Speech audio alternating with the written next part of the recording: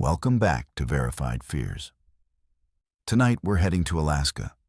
663,000 square miles of unforgiving wilderness where civilization ends and nightmares begin. It's a place that doesn't forgive mistakes, where some locations on the map have no names because no one ever returned to give them one. The 11 people you're about to hear from come from different backgrounds, but they all share one thing. They encountered something in Alaska that changed them forever. From frozen research stations to remote oil rigs, from villages that shouldn't exist to ferries sailing nowhere. These are their raw, unfiltered testimonies of terror that can only happen in America's last frontier. These are their stories.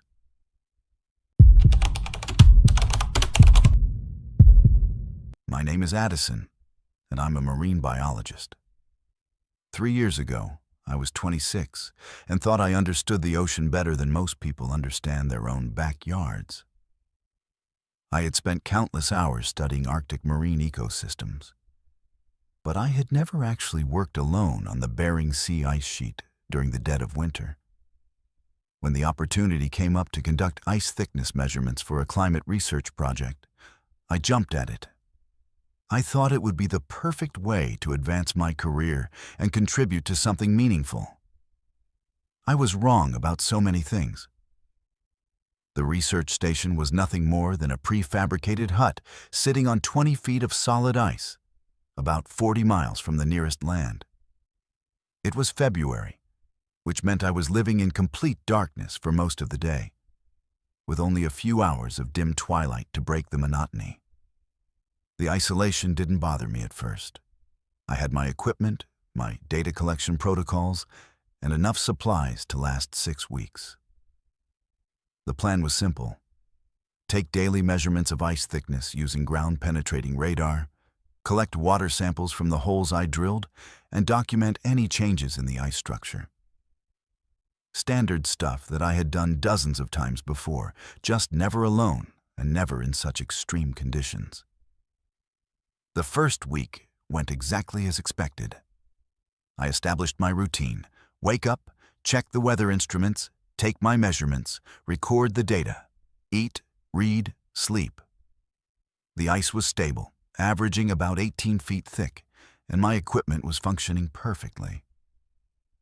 The only sounds were the wind howling across the surface and the occasional crack of ice settling under thermal stress. These were normal sounds. Expected sounds. I had read about them in countless research papers and knew they were just the ice responding to temperature changes and pressure from the moving sea beneath. But during the second week, I started hearing something else. At first, I thought it was just the wind creating unusual resonances in the ice formations around my station.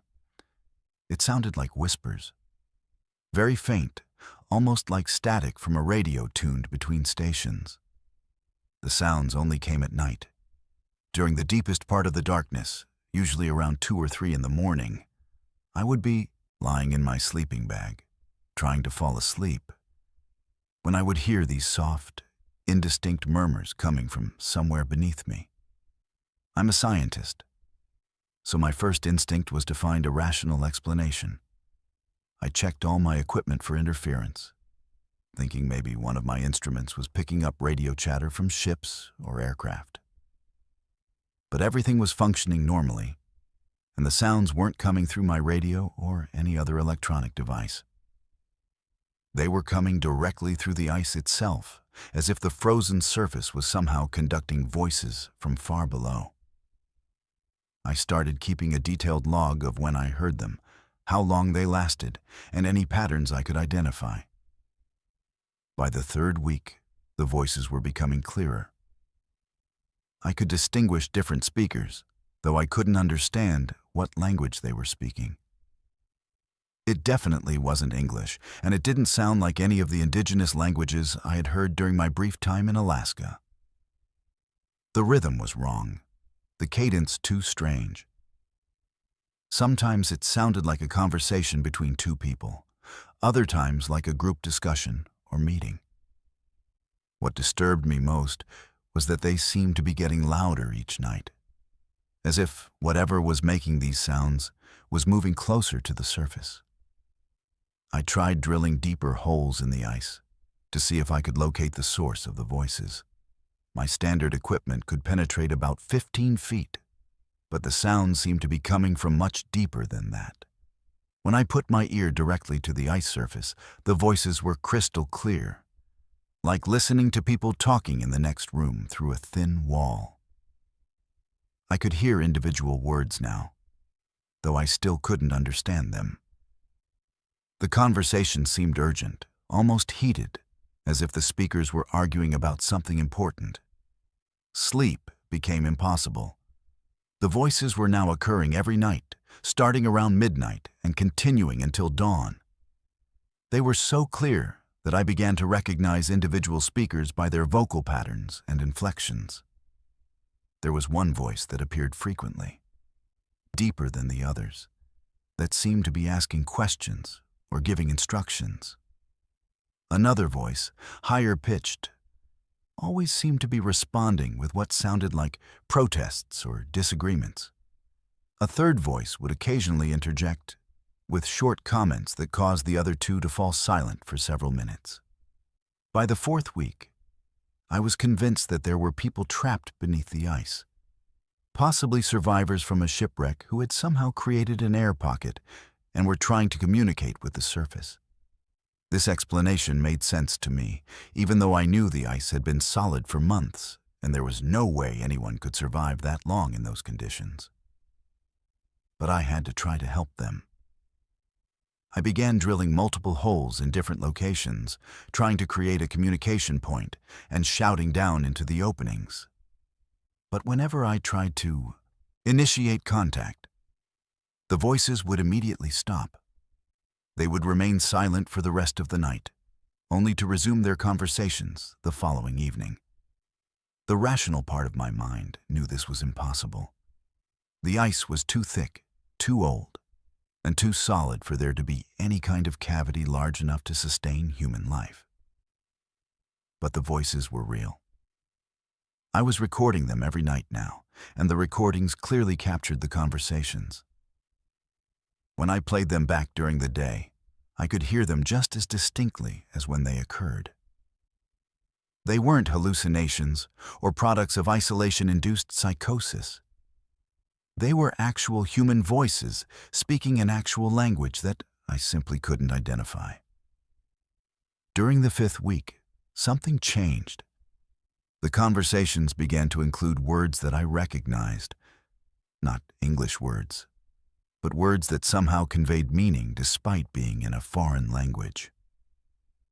I started to understand fragments of what they were discussing, and what I learned terrified me more than the mystery of their presence. They were talking about me. They knew I was listening. They knew I was alone on the ice above them. They were describing my daily routines, my equipment, even details about my personal life that no one else in Alaska could possibly know. They knew about my apartment back in Seattle, about my research at the university, about the argument I had with my advisor before leaving for this assignment. They discussed my family, mentioning my sister's name and the fact that she was getting married in June. How could voices coming from beneath 20 feet of ice know these intimate details about my life? The logical explanations I'd been clinging to crumbled completely. These weren't trapped survivors. These weren't radio transmissions or equipment malfunctions. These were something else entirely. The final week was a nightmare of sleepless nights and increasing paranoia. The voices were now speaking directly to me, though still in their strange language. But I understood them perfectly, as if the meaning was being transmitted directly into my mind rather than through my ears. They told me things about the ocean that weren't in any scientific literature, described phenomena occurring in the deep Arctic waters that wouldn't be discovered by researchers for decades. They spoke about the ice itself as if it were a living entity, something that had been growing and spreading across the Arctic for purposes that human science couldn't comprehend. On my last night at the station, they made me an offer. They invited me to join them, to come down into the ice where I could learn truths about the ocean that no surface-dwelling human had ever discovered. All I had to do was drill one more hole, a deeper hole, and step into it. They promised that the ice would welcome me, that I would survive the transition and become part of something greater than individual human consciousness. For a moment, standing there in the Arctic darkness with my drill in my hands, I actually considered it. The isolation, the constant voices, the growing understanding that I was in the presence of something beyond normal human experience. It all made their offer seem reasonable, almost appealing. But as dawn approached and the voices began to fade, rational thought returned. I packed my equipment as quickly as possible and called for an emergency pickup. The helicopter arrived 6 hours later, and I've never been happier to see another human being in my life. I told them I had completed my research early and needed to return due to equipment problems. They didn't question it. I still have the recordings. Hours and hours of conversations in a language that doesn't exist, discussing topics that shouldn't be possible to know. I've played them for linguists, acoustics experts, and other marine biologists. No one can explain them. The official report of my research trip mentions the ice thickness data and water samples, but nothing about the voices. I finished my degree and now work in warmer waters, studying coral reefs and tropical marine ecosystems. But sometimes, late at night, I can still hear them. Not as clearly as when I was on the ice. But they're there, whispering just at the edge of perception. They're still talking about me, still discussing things I'm doing and places I'm going. And sometimes I catch myself listening for that deeper voice, the one that made me the offer.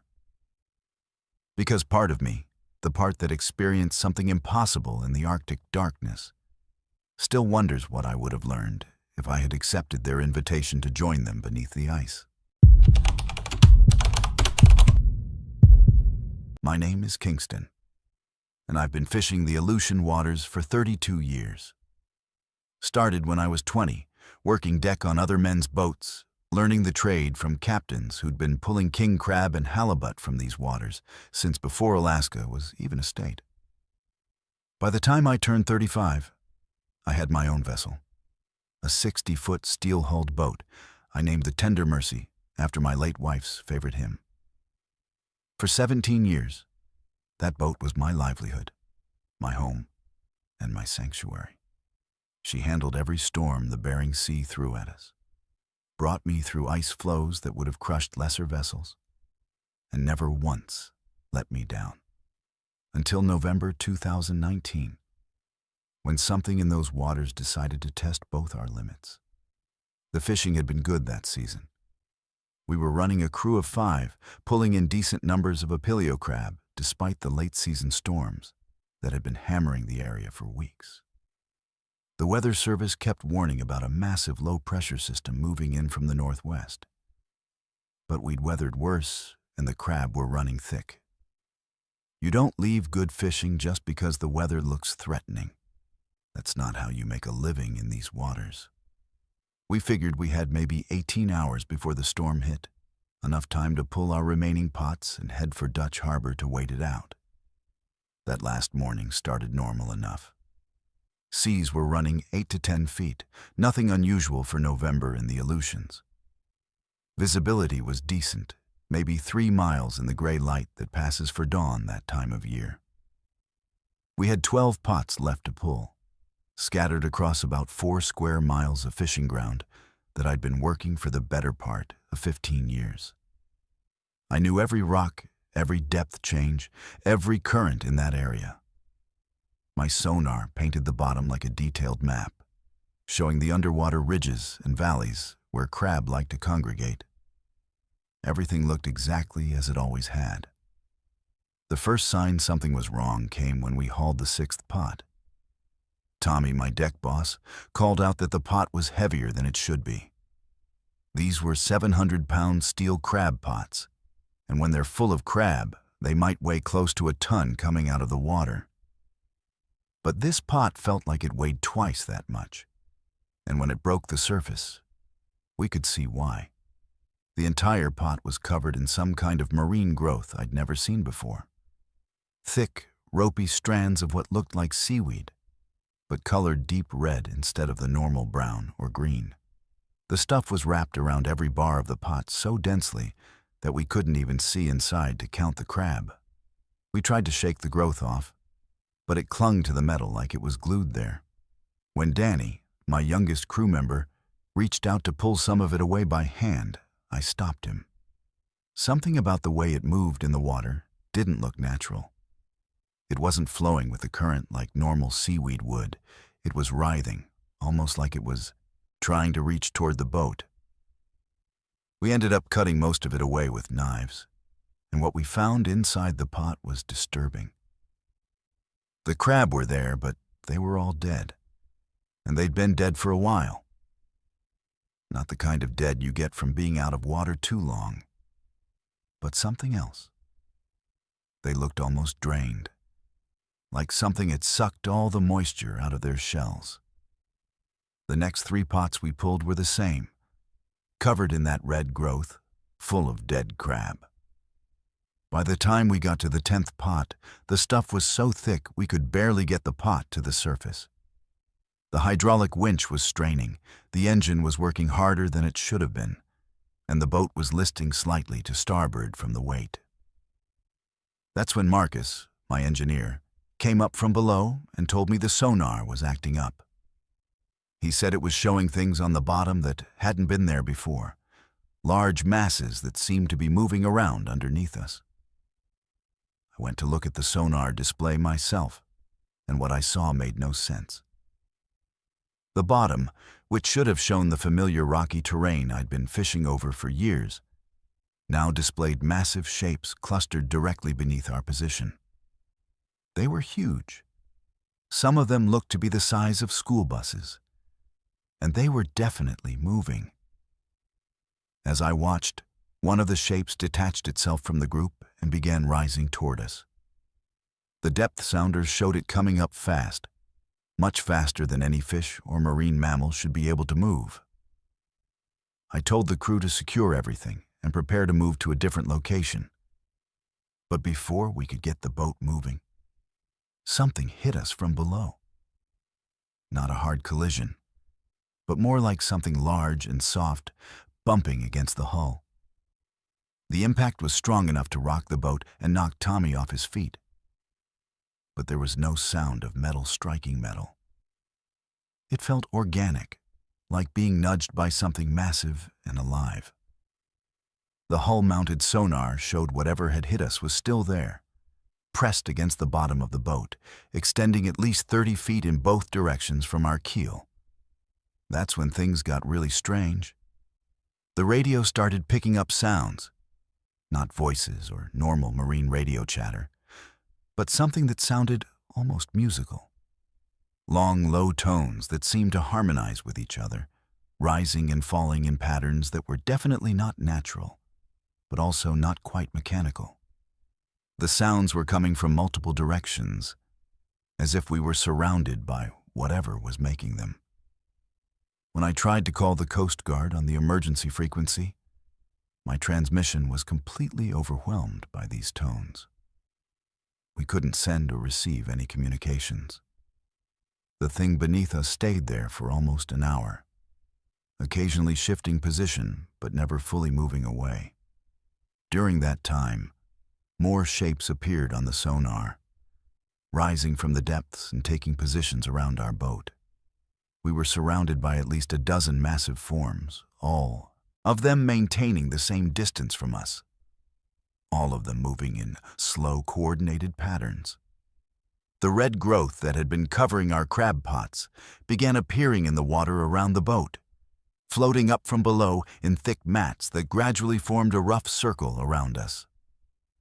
Marcus came up from the engine room looking pale and shaky. He said the engine was running fine, but something was interfering with our propulsion. The propeller was turning normally, but we weren't moving forward. It was like the water around us had become thick as molasses, preventing any forward motion. We were trapped in the center of this circle of red growth, surrounded by things our sonar could detect, but our eyes couldn't see, listening to sounds that shouldn't exist, coming from creatures that shouldn't be there. The temperature started dropping, not just the air temperature, but the water temperature too. Ice began forming on our rigging despite the fact that it was nowhere near cold enough for that to happen naturally. The ice wasn't normal either.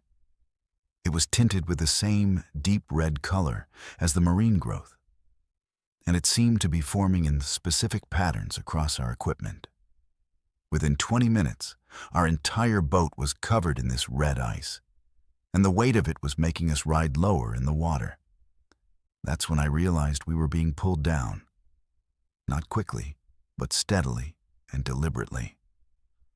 The water line was rising up the sides of our hull, and no amount of pumping could keep the water level down. We weren't taking on water through any breach in the hull. The water was somehow being forced up through our bilge system despite the pumps running at full capacity. Whatever was beneath us wasn't just holding us in place, it was actively trying to drag us under the surface. I made the decision to abandon ship. We launched our life raft that managed to get clear of the boat just as the red ice reached the wheelhouse windows. The tender Mercy went down slowly, almost gently, as if she was being carefully lowered rather than sunk. As she disappeared beneath the surface, the musical tones grew louder and more complex, like whatever was making them was celebrating or communicating with others of its kind.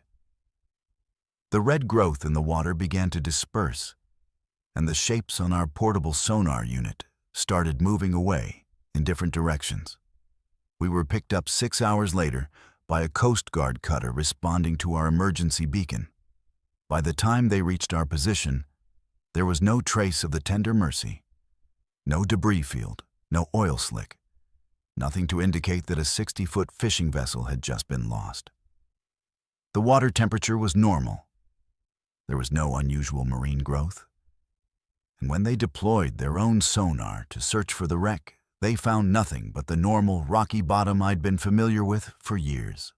The official report listed the cause as catastrophic structural failure due to storm conditions, even though the weather was actually improving when we went down. The insurance company paid out without question, probably because they figured it was just another fishing vessel lost to the notorious Alaskan weather. But I know what happened out there. Something in those waters decided to take my boat, and there wasn't anything I could do to stop it. I haven't been fishing since. I sold my permits, moved to Anchorage, and now I work security at the airport. It's steady work indoors, and most importantly, it keeps me on dry land. But sometimes, when I'm lying in bed at night, I can still hear those musical tones. Not as clearly as when we were surrounded by whatever was making them, but they're there, calling from somewhere far below. And sometimes I wonder if the tender Mercy is still down there too, trapped in some underwater place where the normal rules don't apply, with whatever took her still using those sounds to communicate with others of its kind about what they found on the surface that November day. My name is Maria, and I'm 34 years old. 2 years ago, I was working as a maintenance technician on one of the oil platforms in Prudhoe Bay. It was my first winter assignment in Alaska, and I thought I was prepared for the isolation and the constant darkness. I had worked offshore rigs in the Gulf of Mexico for 6 years, so I understood the rhythm of industrial operations and the challenges of living in a confined space with the same group of people for weeks at a time. But nothing in my experience had prepared me for what happened during those 3 months on the ice platform. The North Star platform was a massive structure built on artificial islands connected to the mainland by ice roads, that were only passable during the coldest months. During winter operations, we maintained a crew of about 40 people working rotating 12-hour shifts to keep the drilling and extraction equipment running around the clock. The platform was essentially a small industrial city sitting on frozen ground, surrounded by hundreds of miles of Arctic tundra that looked exactly the same in every direction. When I arrived in early December, the sun had already set for the winter and wouldn't rise again until late January. We lived and worked entirely under artificial light. The crew was divided into day shift and night shift, and I was assigned to nights because of my maintenance experience. Night shift ran from 7 p.m. to 7 a.m., and our job was to handle any equipment problems that arose during the drilling operations, perform routine maintenance on the machinery, and keep all the life support systems running. It was demanding work, but I enjoyed the technical challenges and the fact that night shift generally dealt with fewer supervisors and less bureaucratic interference. The night crew was smaller too. Only about 15 people compared to the 25 on day shift. For the first month, everything ran smoothly. The night shift crew was experienced and professional. There was Jake, the drill supervisor who'd been working Arctic platforms for 12 years. Sarah handled communications and monitored the computer systems. Tommy and Marcus ran the power plant that kept everything operational. We had a medic named David, a cook named Patricia, who kept coffee and food available for the night crew, and several other technicians and operators who knew their jobs well. We developed a good working rhythm, and despite the harsh conditions and constant darkness, morale was generally high. The problem started in early January, right around the time the sun should have been coming back, but wasn't yet visible above the horizon. I began noticing that some of the night shift workers were behaving differently. It started with small things. People not responding when you spoke to them, staring off into space for long periods, or giving answers that didn't quite match the questions you'd asked. At first, I thought it was just cabin fever or seasonal depression. Working in total darkness for weeks can affect people in strange ways, and I figured they were just having trouble adjusting to the conditions. But the behavior became more pronounced and more coordinated. During our shift briefings, I noticed that Jake, Sarah, and Tommy would sometimes finish each other's sentences in ways that seemed too precise to be coincidental. They would nod at the same time, laugh at the same moments, and occasionally all three would turn to look at something that I couldn't see. When I asked them about it directly, they would look confused and claim they hadn't noticed anything unusual. But I was watching them carefully now, and their movements were becoming increasingly synchronized. By the middle of January, nearly half the night shift crew was exhibiting this strange behavior. They would move through their work routines with mechanical precision, rarely speaking unless directly asked a question. And their responses were always brief and somehow vacant. During break times, they would gather in small groups and stand silently together, not talking but clearly communicating something through glances and subtle gestures. When day shift personnel came to relieve us in the morning, the affected crew members would return to normal behavior, chatting and joking as if nothing unusual had happened during the night. The most disturbing part was that they were becoming more efficient at their jobs. Equipment problems that normally took hours to diagnose and repair were being fixed in minutes. Routine maintenance tasks that required multiple people were being completed by single individuals in half the usual time. The drilling operations ran smoother during night shift than they ever had during day shift, and the production numbers were exceeding all expectations. Management was thrilled with our performance, but I was becoming increasingly frightened by what I was witnessing. I started staying awake during my off hours to observe the night shift crew more carefully. What I discovered made me question my own sanity. During the deepest part of the night, usually between 2 and 4 a.m., The affected crew members would gather in the lower levels of the platform, areas that were normally restricted to essential personnel only. They would stand in perfect circles, completely motionless, for hours at a time. I followed them once, staying far enough back to avoid detection, and watched from a maintenance corridor as 12 people stood in absolute silence in one of the pump rooms. They weren't sleeping or meditating. Their eyes were open, and they were clearly aware of their surroundings. But they were completely still, not even breathing in any pattern I could detect. The strangest part was the sound, or rather the lack of sound. These pump rooms were normally filled with the constant noise of machinery: electric motors, hydraulic pumps, ventilation fans. But while the night crew was gathered there, all the mechanical sounds would fade to almost nothing, creating an unnatural quiet that made my ears ring. The machinery was still running, but somehow the noise was being dampened or absorbed by their presence. I tried to document what I was seeing, taking photos and videos with my phone, but the images never came out right. The camera would focus properly and the lighting seemed adequate. But when I reviewed the footage, it showed only empty rooms and normal equipment operations. There was no trace of the gathered crew members or the strange silence I had witnessed. Even when I knew they were standing right in front of the camera, the recordings showed nothing unusual. I began to doubt my own perceptions and wondered if the isolation and darkness were affecting my mental state. But the changes in the crew were becoming impossible to ignore.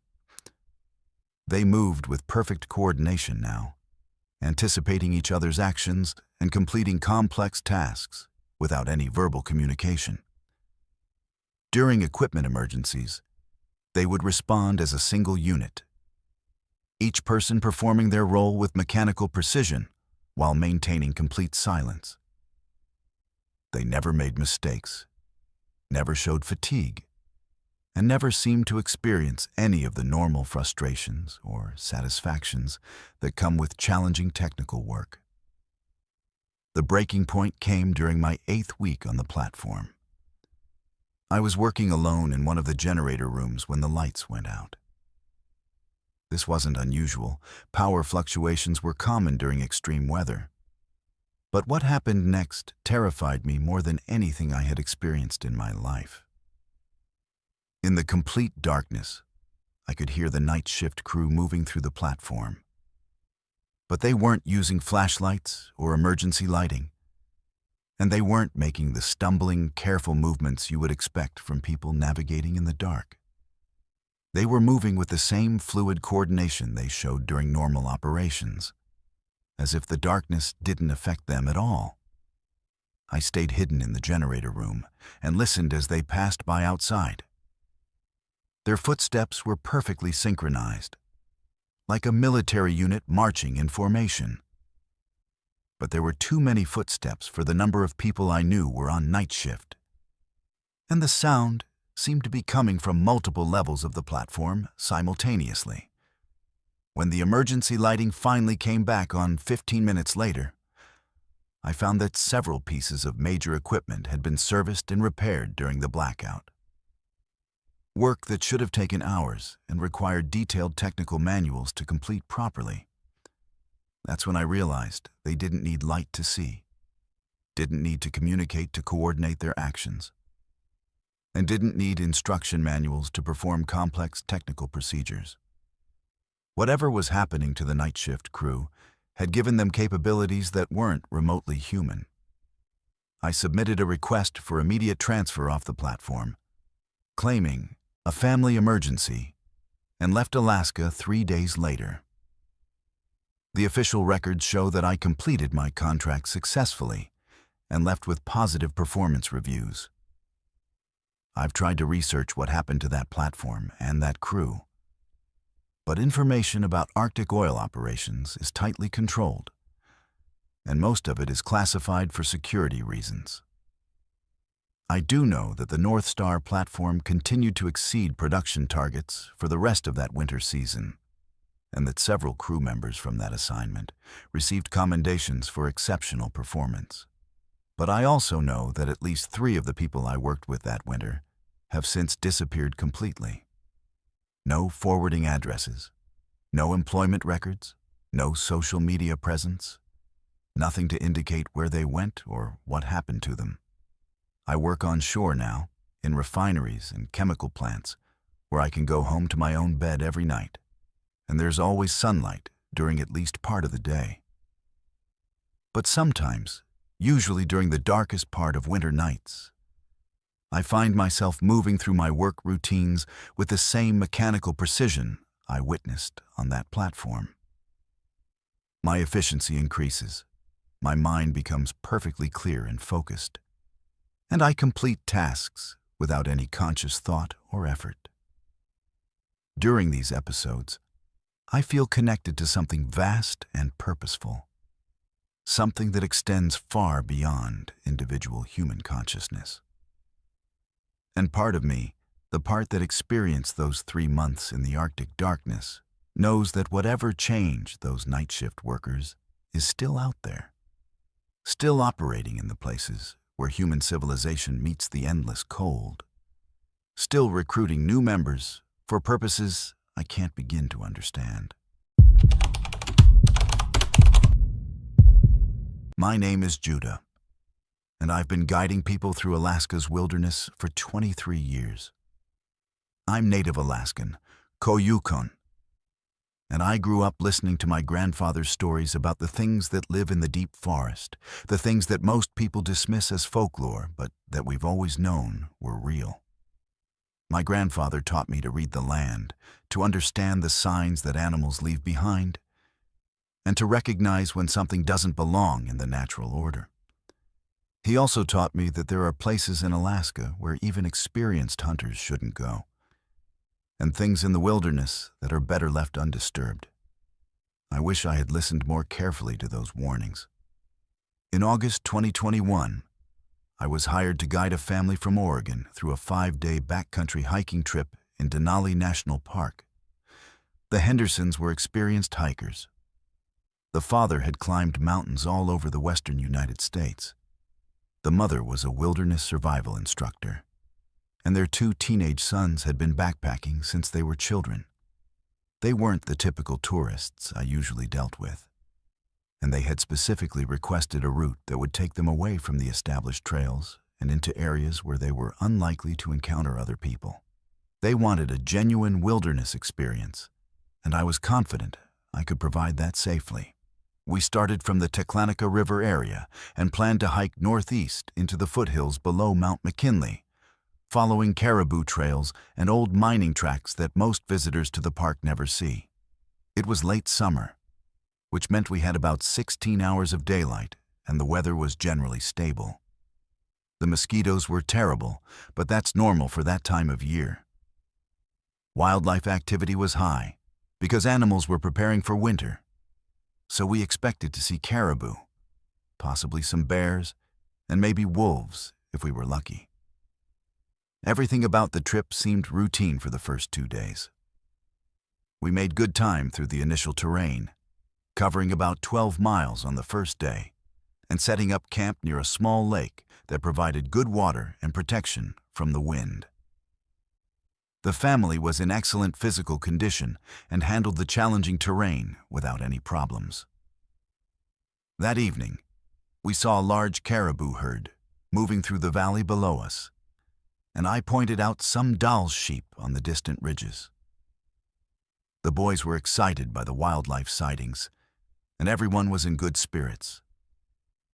The only unusual thing I noticed was that the birds were quieter than normal, but I attributed that to the presence of a large predator in the area, probably a bear or wolf pack. The second day took us higher into the hills, following a route that I had used many times before. The terrain became more challenging, with loose scree slopes and dense patches of alder brush. But the family handled it well. We stopped for lunch at a scenic overlook where we could see for miles across the tundra, and I used the opportunity to scan the surrounding area with binoculars for signs of wildlife. That's when I first noticed the tracks. They were in a muddy area near a small stream, and at first glance they looked like wolf tracks. But something about them wasn't right. The prints were too large for any wolf I had ever seen, probably 8 inches long and 6 inches wide, with claw marks that extended much farther from the toe pads than they should have. The depth of the impressions suggested an animal that weighed considerably more than even the largest Alaskan wolves, which typically max out around 140 pounds. These tracks indicated something that might weigh twice that much. The stride length was also wrong.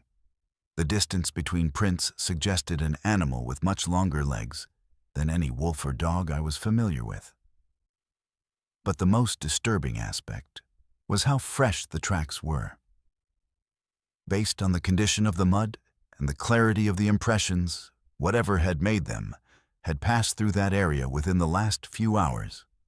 I didn't mention the tracks to the Henderson family because I didn't want to cause unnecessary alarm, but I started paying much closer attention to our surroundings. Over the next few hours, I found more signs of the same animal. Scratches on trees that were too high for any normal predator to reach. Scat that contained bone fragments from animals much larger than anything wolves typically kill. And a distinctive musky scent that I had never encountered before. Whatever was in this area was something I had never seen in over 2 decades of guiding in Alaska. That evening, we camped in a sheltered valley with good visibility in all directions. I set up my tent where I could watch the approaches to our campsite, and I kept my rifle close at hand. Around midnight, I was awakened by sounds that made my blood run cold. It was howling, but not like any wolf or dog I had ever heard. The sound was deeper, more resonant, and it had an almost musical quality that seemed to come from multiple directions simultaneously. The calls would start low and rise to a piercing crescendo, then fade away into silence before beginning again from a different location. The Henderson family woke up too, and the father asked me if those were wolves. I told him I thought they might be, but I knew they weren't. Whatever was making those sounds was much larger than any wolf, and the vocal patterns were completely wrong. Wolves howl to communicate with their pack, but these calls sounded more like territorial challenges or hunting signals.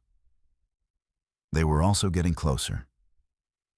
Each series of howls seemed to originate from a position nearer to our campsite, as if whatever was making them was systematically moving around our perimeter. The calls continued for about 2 hours, during which none of us got any sleep. I kept scanning the darkness with my flashlight, but I never saw anything beyond the circle of our camp. When dawn finally broke, I found tracks all around our campsite, the same oversized prints I had discovered the previous day. Whatever had been calling to us during the night had come very close, probably within 30 feet of our tents, but it had remained just beyond the reach of our lights. The tracks showed that it had circled our camp multiple times, stopping at various points as if studying our setup and counting the number of people. I made the decision to alter our planned route and head toward a more populated area of the park. But our stalker had different ideas. Throughout the 3rd day, we found evidence that we were being followed. Fresh tracks appeared regularly along our trail, always just ahead of us, as if something was scouting our progress and choosing the best vantage points from which to observe us. Several times, I caught glimpses of movement in my peripheral vision. Something large and dark shifting position among the trees or behind rock outcroppings. But whenever I turned to look directly, there was nothing there. The psychological pressure on the group was becoming intense. The boys were asking questions about the tracks and the sounds we had heard, and their parents were obviously concerned, but trying not to show it. I was running out of rational explanations, and my own anxiety was increasing with each new sign we discovered. The worst part was the feeling of being watched constantly. Every time we stopped to rest or eat, I could sense something observing us from the surrounding terrain, studying our behavior and waiting for the right moment to act. On the afternoon of the third day, we crested a ridge and found ourselves looking down at a scene that will haunt me for the rest of my life. In the valley below us, scattered across an area of about 2 acres, were the remains of a caribou herd. But these weren't normal predator kills. The animals had been torn apart with a violence and precision that no known Alaskan predator could achieve. Some of the caribou had been completely dismembered, their legs and heads separated from their bodies and arranged in patterns that seemed almost ritualistic. Others had been opened up and emptied out, their internal organs removed with surgical precision and nowhere to be found. The kill site was fresh, some of the blood was still wet, and the smell of death was overwhelming. But what terrified me most was the absence of scavengers. In normal circumstances, a kill site this large would be swarming with ravens, eagles, foxes, and other animals taking advantage of the free meal. Instead, the area was completely deserted. Even the insects that usually accompany death scenes were absent. It was as if every living creature in the vicinity knew to stay away from whatever had created this carnage. I counted at least 40 caribou carcasses, representing almost an entire herd.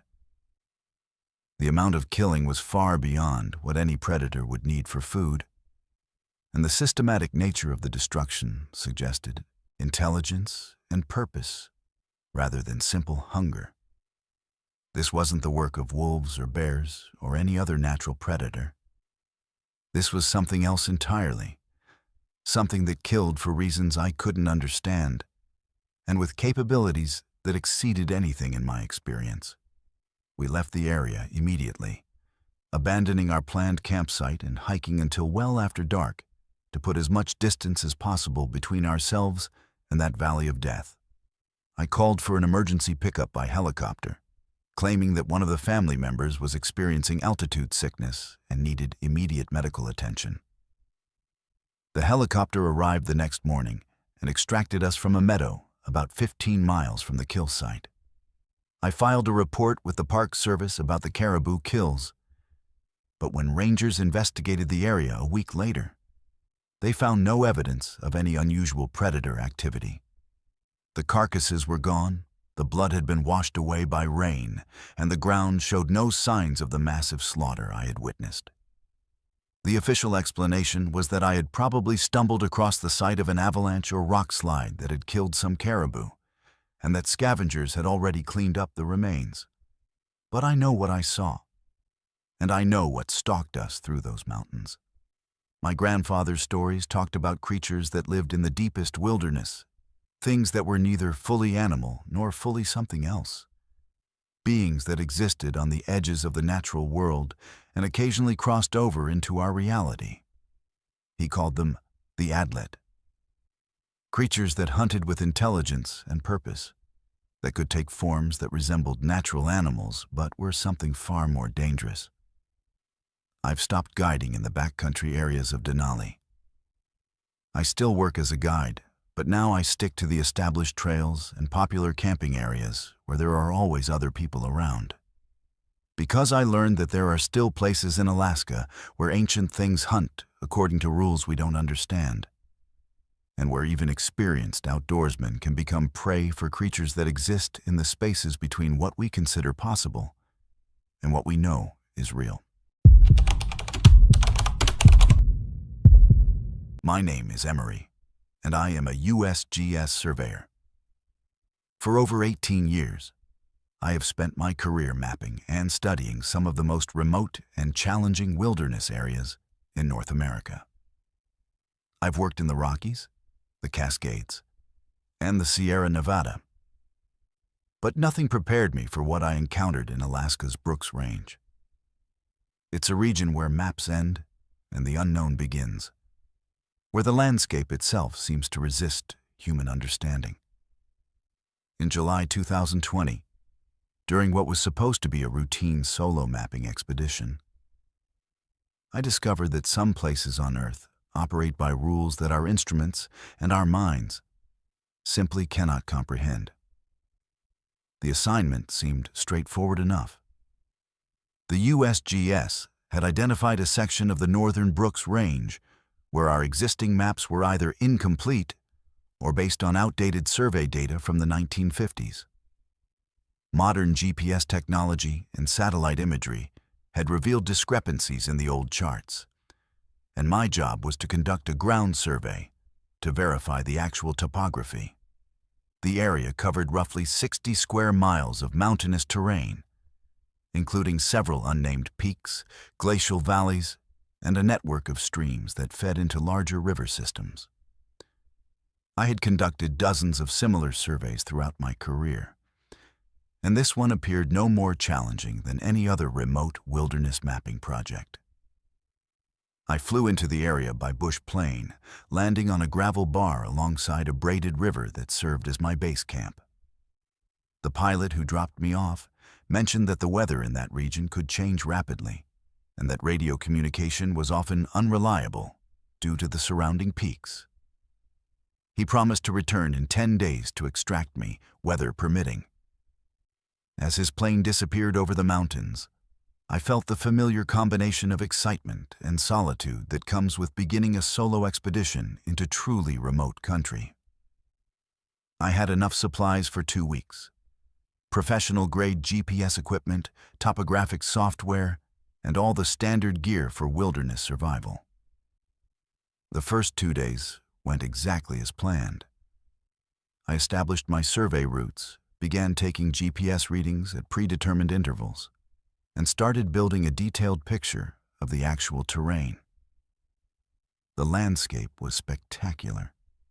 Jagged peaks rising above tree line, pristine alpine lakes, and vast expanses of tundra that stretched toward the horizon.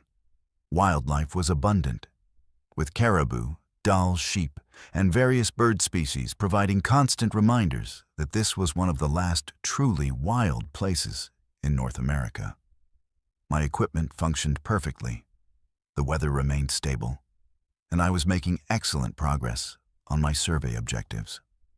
The problems began on the third morning when I attempted to return to a reference point I had established the previous day. According to my GPS, I was following the correct route and should have reached the landmark within 2 hours. But after hiking for nearly 4 hours in what my instruments indicated was the right direction, I found myself in terrain that didn't match my notes or photographs from the previous day. Where I expected to find a distinctive rock formation that I had used as a survey marker, I instead discovered a deep valley that hadn't been there before. The GPS insisted I was in the correct location, but the physical evidence of my eyes contradicted the electronic data completely. Initially, I assumed I'd made a navigation error or that my GPS had malfunctioned. I rechecked my coordinates, verified my waypoints, and even switched to my backup GPS unit. Both devices showed identical readings and indicated that I was exactly where I intended to be. But the landscape around me bore no resemblance to the area I had surveyed the previous day. The rock formation I had photographed and marked was simply gone, replaced by features that didn't appear on any of my maps or in any of my previous observations. It was as if the terrain had rearranged itself overnight. Over the next several hours, I attempted to reorient myself by hiking to other known reference points. Each time, I encountered the same problem. My GPS indicated I was in the correct location, but the actual topography didn't match my expectations or my previous surveys. Valleys appeared where my instruments showed ridgelines. Lakes existed where my maps indicated solid ground. Most disturbing of all, I began to notice that I was somehow returning to the same locations repeatedly, despite following different compass bearings and GPS routes. No matter which direction I traveled, I would inevitably arrive at a peculiar circular clearing surrounded by stunted spruce trees. A formation that wasn't marked on any map, and that I couldn't remember encountering during my initial surveys. By the fifth day, I was completely disoriented and beginning to question my own sanity. The landscape around me seemed to shift and change when I wasn't looking directly at it. I would mark a prominent landmark, a distinctive peak or an unusual rock outcropping, and use it for navigation, only to discover hours later that it had moved to a different position relative to my location. My GPS readings became increasingly erratic, sometimes placing me hundreds of miles from where I knew I had to be. Other times showing coordinates that corresponded to locations in the middle of the Arctic Ocean. The topographic software on my laptop began displaying impossible terrain features. Valleys that folded back on themselves, rivers that flowed uphill, and mountain ranges that formed perfect geometric patterns. The psychological impact was devastating. As a professional surveyor, my entire career was built on precision, accuracy, and the reliable relationship between instruments and reality. But in this place, those fundamental assumptions were breaking down completely.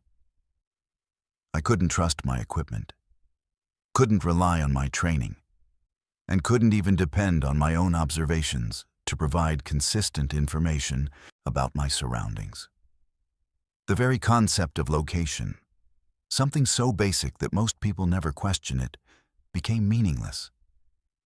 I existed in a space where the normal rules of geography and navigation simply didn't apply. Sleep became almost impossible. During the brief periods when I managed to rest, I would dream of endless mazes formed by mountain peaks and valleys that rearranged themselves as I moved through them. I would wake up convinced that my tent had been moved during the night, even though I always secured it carefully and left markers to verify its position. Several times, I discovered that my equipment had been rearranged in ways that I couldn't explain. GPS units showing impossible readings, compasses pointing in directions that changed as I watched them, and topographic maps that displayed features I had never seen before.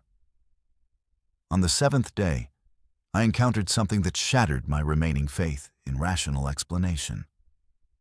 While attempting to climb a ridge that should have provided a clear view of the surrounding area, I reached what appeared to be the summit, only to discover that I was looking down into a valley I had hiked through earlier that same morning. But according to my GPS, I was standing at an elevation of over 8,000 feet, while the valley below showed an elevation reading of nearly 9,000 feet. I was apparently standing on a mountaintop that was lower than the valley beneath it. When I attempted to descend into this impossible valley, I found myself climbing upward despite the visual evidence that I was moving downhill. The realization that I was trapped in some kind of geographical anomaly was both terrifying and strangely liberating. Once I accepted that the normal laws of physics and geography weren't operating in this region, I could stop trying to navigate using conventional methods and focus instead on finding a way to escape whatever phenomenon had captured me.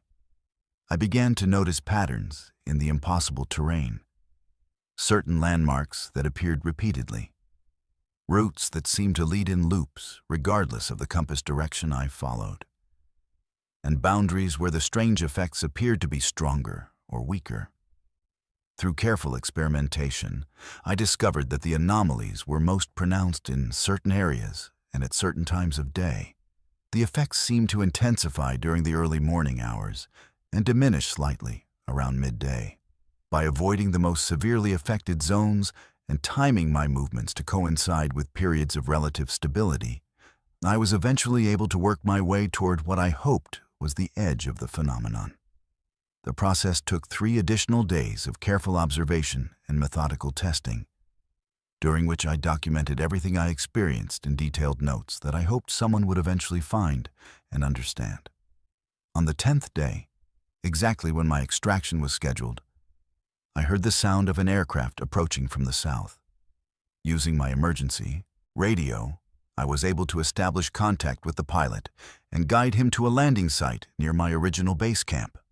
When I reached the gravel bar where he waited, I was amazed to discover that it looked exactly as it had when he had dropped me off 10 days earlier. The landmarks I remembered were in their proper positions. My cached supplies were undisturbed, and my GPS showed normal, consistent readings for the first time in a week. During the flight out, I attempted to describe my experiences to the pilot, but he seemed skeptical and suggested that the isolation and high altitude might have affected my judgment. When I submitted my official report to the USGS, I included only the standard topographic data and made no mention of the geographical anomalies I had encountered. The maps I produced were based on my observations from the first 2 days before the strange effects began, and they matched reasonably well with the existing survey data. To anyone reviewing my work, it would appear that I had conducted a routine and successful mapping expedition. But I kept my personal notes from those impossible 7 days, and I've studied them extensively in the years since my return. The documentation is thorough and consistent, recorded by someone who was trained to observe and measure precisely. I wasn't hallucinating or suffering from altitude sickness or psychological breakdown. I encountered a region where the fundamental nature of space and geography operates according to principles that our current scientific understanding cannot explain. The Brooks Range contains places where the normal relationship between position and landscape breaks down completely, where skilled navigators can become hopelessly lost despite perfect equipment and clear weather. I've never returned to Alaska, and I've never discussed my experiences with my colleagues at the USGS. I transferred to a position mapping urban areas and developed transportation infrastructure. Work that keeps me in well-surveyed regions where the locations of roads and buildings remain consistent from day to day. But I still maintain my professional certifications and continue to study advances in surveying technology, hoping that someday our instruments will become sophisticated enough to detect and measure the phenomena I encountered in that unmapped region of the Brooks Range. Sometimes, late at night when I'm reviewing topographic data or calibrating GPS equipment, I remember the feeling of standing on that impossible mountaintop and looking down into a valley that existed at a higher elevation than my position. I remember the terror and wonder of discovering that reality itself could be far stranger and more flexible than anything I had learned in my professional training. And I remember the certainty that there are places on Earth that resist human understanding, locations where our maps will always be incomplete because the very concept of fixed geography doesn't apply. The Brooks Range holds secrets that go far beyond mineral deposits and wildlife populations. Hidden in its most remote valleys and peaks are zones where space itself behaves according to rules we haven't discovered yet, where experienced surveyors can become lost in landscapes that rearrange themselves according to some incomprehensible logic. I documented one small piece of that mystery, but I suspect it extends far beyond the region I explored, threading through Alaska's wilderness in patterns that connect to something much larger and more profound than any of us realize. My name is Antonio, and I've been a bush pilot for 12 years now. Flying in and out of Alaska's most remote locations has become second nature to me. Dropping off supplies, transporting researchers, evacuating injured hunters, and connecting isolated communities to the outside world. I've seen some of the most spectacular and dangerous terrain on Earth. Landed on strips of gravel that most people would consider impossible, and weathered storms that would ground commercial aviation for days. But there's one route I used to fly regularly that I won't touch anymore. And it all started with an old man living alone in the Tongass National Forest near Ketchikan. The locals called him simply the Hermit, and for good reason. He lived in a cabin that could only be reached by seaplane, floating on a remote alpine lake surrounded by dense forest and towering mountains. I'd been delivering supplies to him monthly for almost 3 years. Canned goods, tools, fuel, medicine, books, and other essentials that kept him surviving in complete isolation. The arrangement was straightforward. Drop off the supplies, collect payment, and leave. He rarely spoke more than a few words, never invited me inside, and maintained the kind of distance that suggested he'd chosen isolation for very deliberate reasons. What made the locals nervous wasn't just his hermit lifestyle.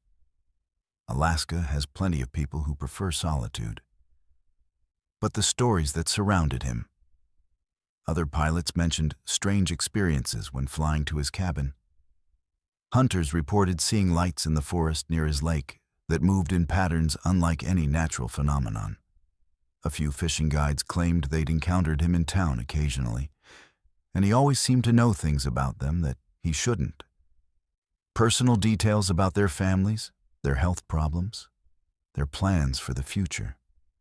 Most disturbing were the reports from people who said he'd given them warnings about events that hadn't happened yet. Warnings that later proved to be accurate. I dismissed most of these stories as typical small-town gossip, amplified by the inherent mystery of a man who'd chosen to live completely cut off from society. Alaska attracts people who are running from something or looking for something they can't find in the outside world. And I figured the hermit was just another example of someone who'd taken the solitude option to its logical extreme.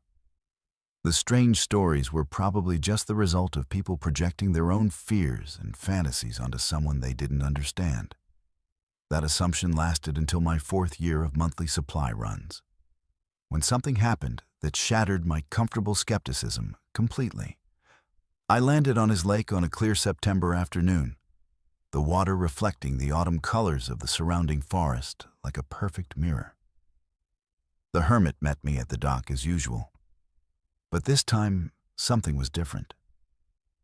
Instead of his typical nod and brief greeting, he studied my face for a long moment before speaking. "You're worried about your sister," he said. It wasn't a question, and the certainty in his voice made my blood run cold. I hadn't mentioned my sister to anyone in Alaska, and there was no way he could have known about her recent cancer diagnosis or the surgery she was scheduled for the following week. When I asked him how he knew, he just shook his head and began unloading the supplies from my plane. But as he worked, he continued talking, and what he said made no rational sense. He told me about a storm that would ground me for 3 days the following month, describing the exact location where I'd be forced to land and the mechanical problem that would keep me there. He mentioned a family I'd never met who would hire me to evacuate their injured son from a hunting camp, providing details about the accident that wouldn't happen for another 2 months. Most unsettling of all, he warned me about changes that were coming to the region, developments that would alter the character of the wilderness in ways that would disturb anyone who truly loved Alaska's pristine remoteness. Over the next 6 months, every single one of his predictions came true with frightening accuracy. The storm hit exactly when and where he said it would, grounding me at a remote airstrip for 3 days while I waited for parts to repair a fuel line that had cracked in precisely the way he'd described. The hunting accident occurred on the exact date he'd specified, and I found myself flying an injured teenager to the hospital in Ketchikan under circumstances that matched his description perfectly. The development projects he'd warned about were announced by the state government, threatening some of the last truly wild areas in southeastern Alaska. I started paying closer attention to our brief conversations during my monthly supply runs, and I began to realize that the hermit wasn't just making lucky guesses or reading subtle clues from my behavior. He possessed knowledge that extended far beyond what any isolated individual should be able to access. He knew about weather patterns weeks in advance, could predict equipment failures before they occurred, and seemed to have insight into the personal lives and future plans of people he'd never met. When I finally worked up the courage to ask him directly how he knew these things, his answer was more disturbing than any explanation I could have imagined. "This land talks to those who know how to listen," he said, gesturing toward the forest surrounding his cabin. "Time moves differently here, flows in directions that don't make sense to people who think in straight lines. I've been listening for 43 years, and I've learned that some knowledge comes with a price. You can see what's coming, but you can't always prevent it.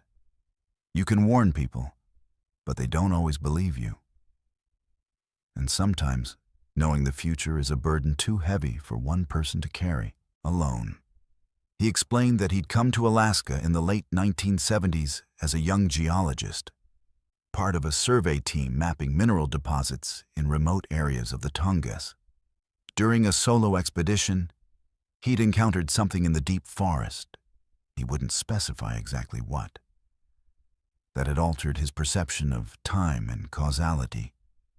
Since then, he'd been able to see threads of possibility extending forward and backward through time, understanding how events connected across years and decades in ways that most people couldn't comprehend. The isolation wasn't just a preference, he said.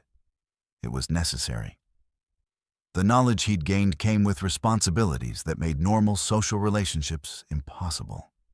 He'd tried returning to civilization initially, but his attempts to warn people about future dangers or disasters had labeled him as unstable or dangerous.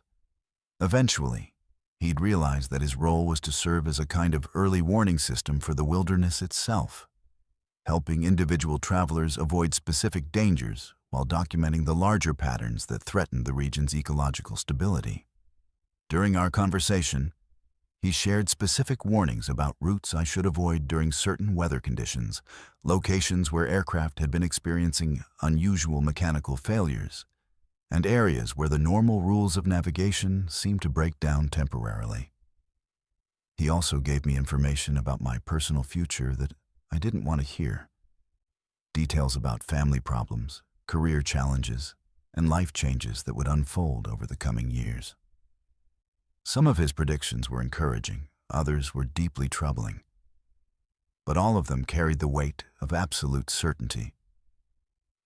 As winter approached, the hermit's warnings became more urgent and more specific. He told me that the lake would freeze earlier than normal, cutting off his supply route for longer than usual. More importantly, he said that something was changing in the wilderness around his cabin, something that would make it dangerous for aircraft to land there during certain lunar phases. He couldn't explain the mechanism, but he was adamant that I should suspend my supply runs until spring and find alternative arrangements for his winter provisions.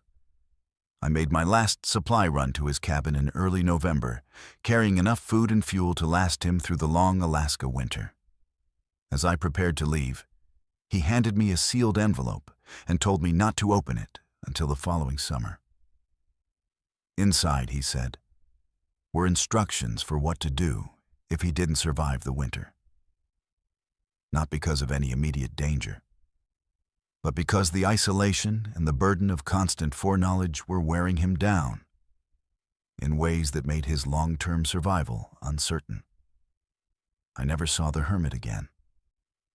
When I returned to his lake the following June, the cabin was empty and showed no signs of recent occupation. His personal belongings were gone, but there was no indication of violence or struggle. It was as if he had simply walked into the forest and disappeared. Search and rescue teams found no trace of him, and the official investigation concluded that he had probably suffered an accident while hiking or had chosen to end his isolation by walking out to one of the logging roads and leaving the area entirely.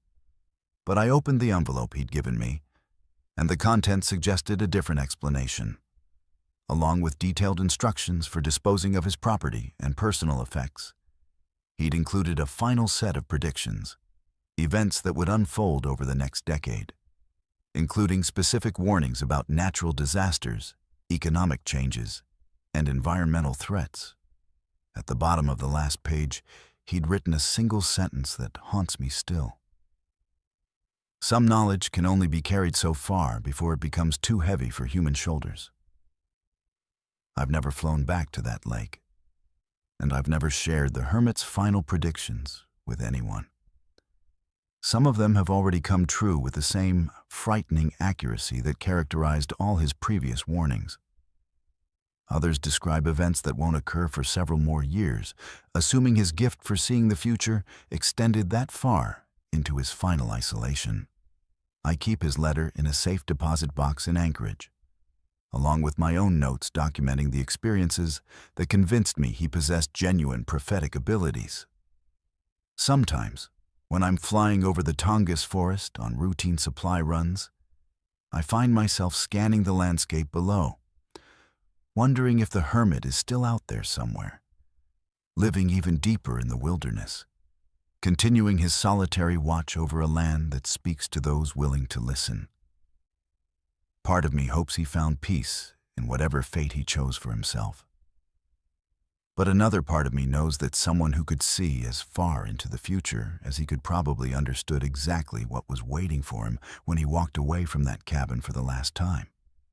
Alaska is full of people seeking solitude, but the hermit was different. He wasn't running from the world. He was serving as a bridge between the world and something larger, something that exists in the spaces between what we know and what we fear. His warnings saved my life more than once, and I suspect they saved the lives of others who were wise enough to listen. But the price he paid for that knowledge was an isolation so complete that it ultimately consumed him, leaving behind only questions about the true nature of time, prophecy, and the wild places that still hold secrets too profound for human understanding. My name is Iris, and I was 22 years old when I moved into a basement apartment in Fairbanks during my senior year at the University of Alaska. I needed something cheap and close to campus, and this place seemed perfect. A furnished basement unit just a 15-minute walk from my classes, available for half the price of most other rentals in town. The landlord was eager to rent it, mentioning that it had been vacant for several months and that I could move in immediately.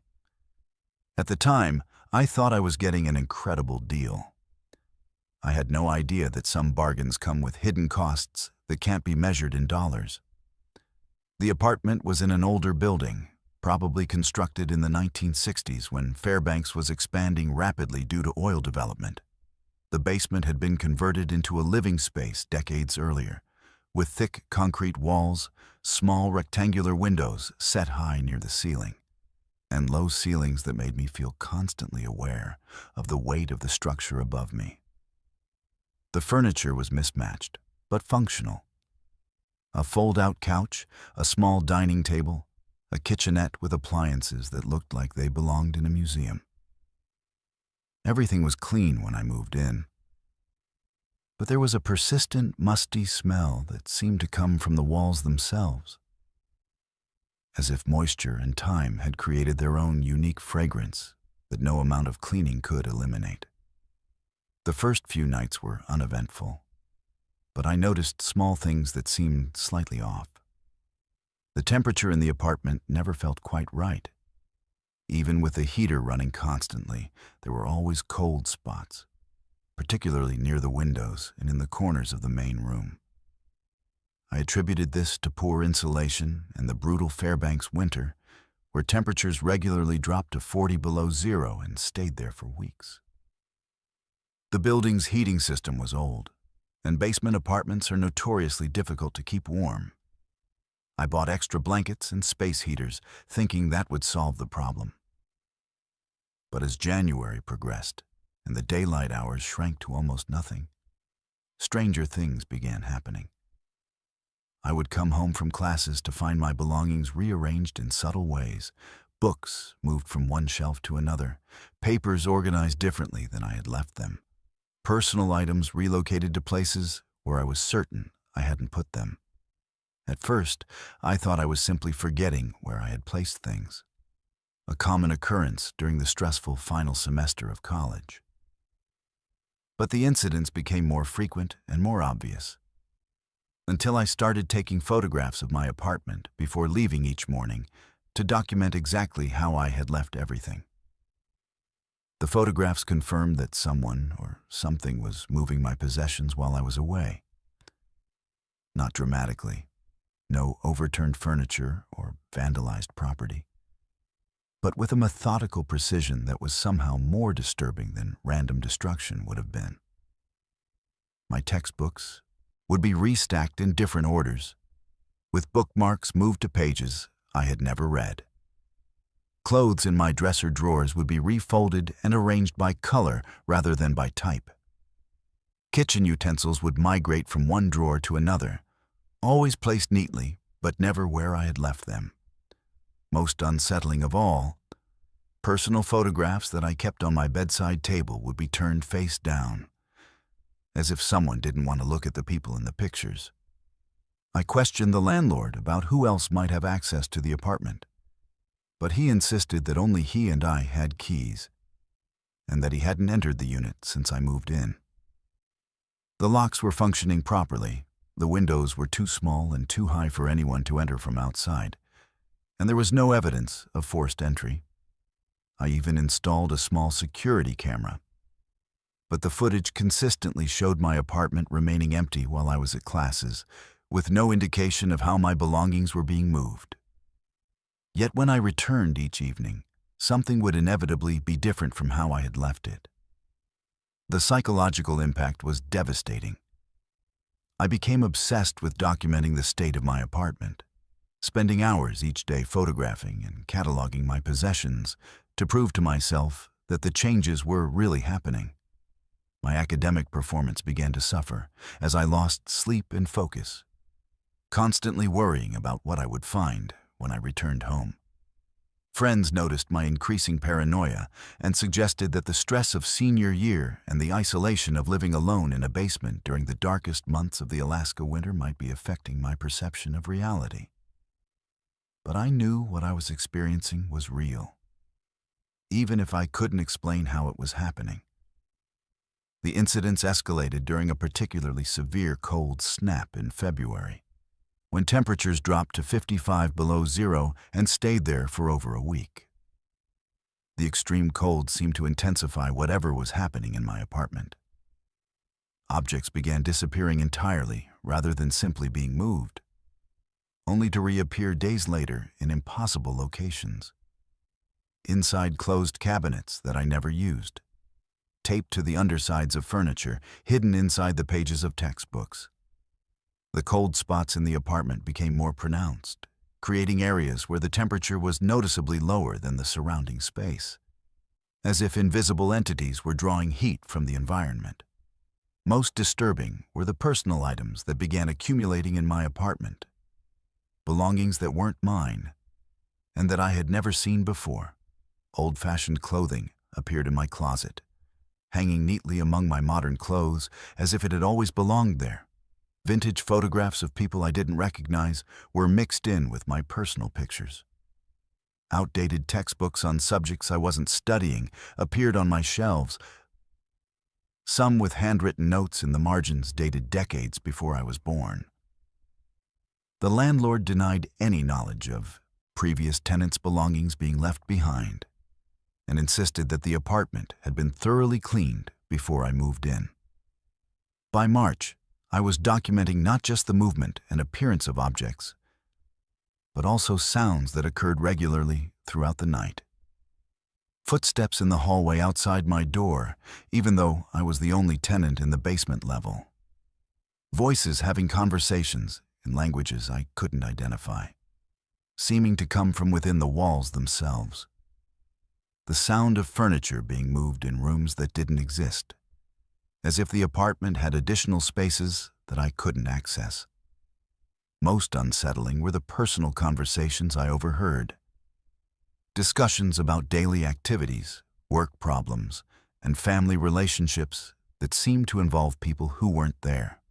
I began researching the history of the building and discovered that my apartment had been constructed on the site of a boarding house that had operated from the early 1900s through the 1950s. Providing housing for miners, construction workers, and other transient laborers who came to Fairbanks during its early development. The boarding house had been destroyed in a fire in 1957, with several residents reported missing and never found. The current building had been constructed on the same foundation, using some of the original basement infrastructure. City records indicated that several previous tenants of my specific apartment had broken their leases early, citing personal reasons or family emergencies, but providing no additional details. Armed with this historical information, I began to understand that the objects appearing in my apartment weren't random accumulations of forgotten belongings. They were personal possessions of people who had lived and died in that space decades earlier. The conversations I heard weren't coming from current neighbors, but from former residents whose presence somehow persisted in the building. The rearrangement of my belongings wasn't malicious vandalism, but the continuation of daily routines by people who didn't realize they were no longer alive. My apartment existed in a space where multiple time periods overlapped, where the past refused to remain in the past.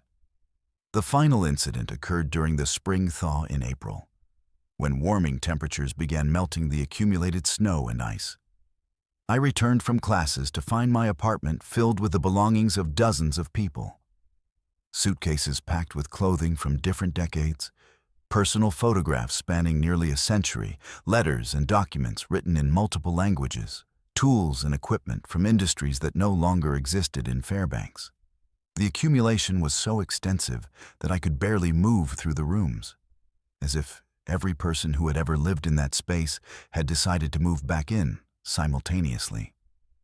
That night, I packed my essential belongings and moved out permanently, forfeiting my security deposit and breaking my lease without explanation.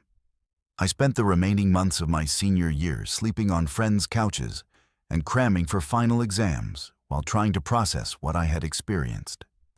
I graduated on schedule and left Alaska immediately afterward, taking a job in a warmer climate where basements are rare and buildings don't carry the accumulated weight of decades of human tragedy.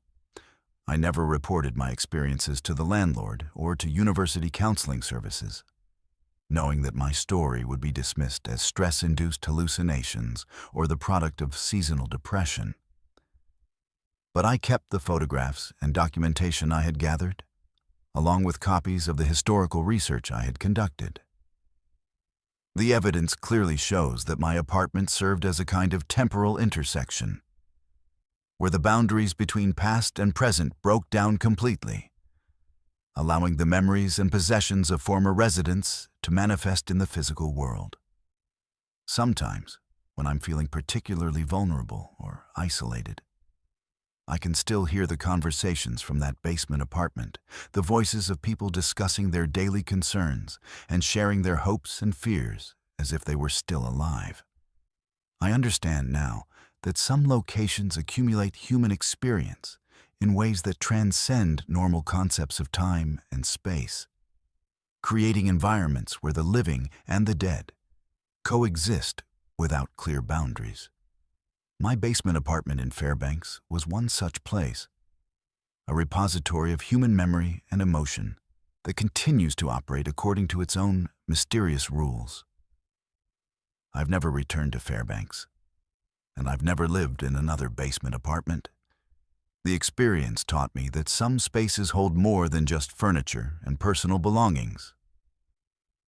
They hold the accumulated energy of everyone who has ever called them home, creating a kind of psychic archaeology where past lives continue to unfold alongside present reality.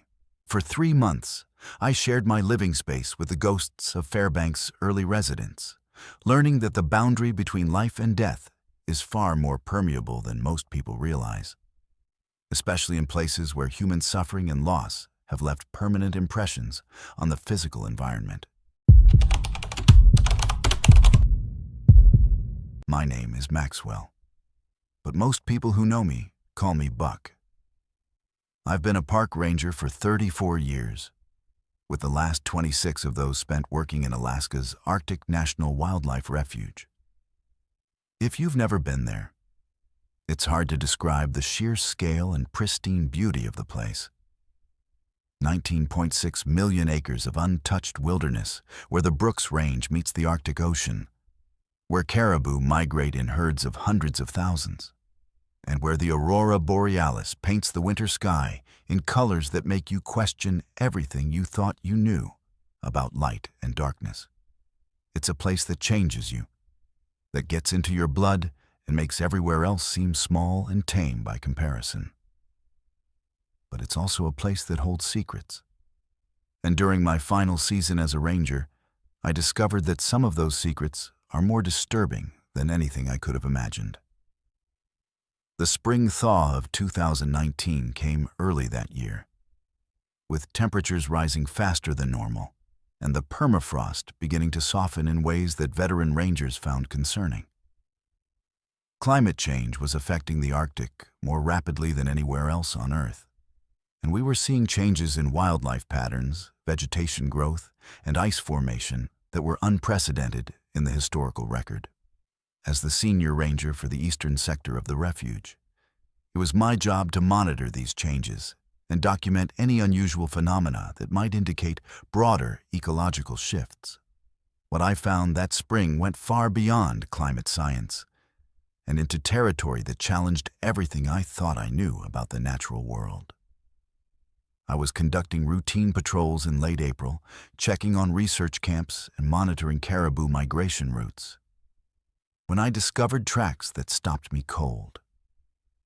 They were in a muddy area near a small lake, pressed deep into the soft ground by something that had passed through recently, probably within the previous 24 hours based on the condition of the impressions. At first glance, I thought they might be bear tracks, but as I knelt down to examine them more closely, I realized they were unlike anything I had ever seen in over 3 decades of wilderness work.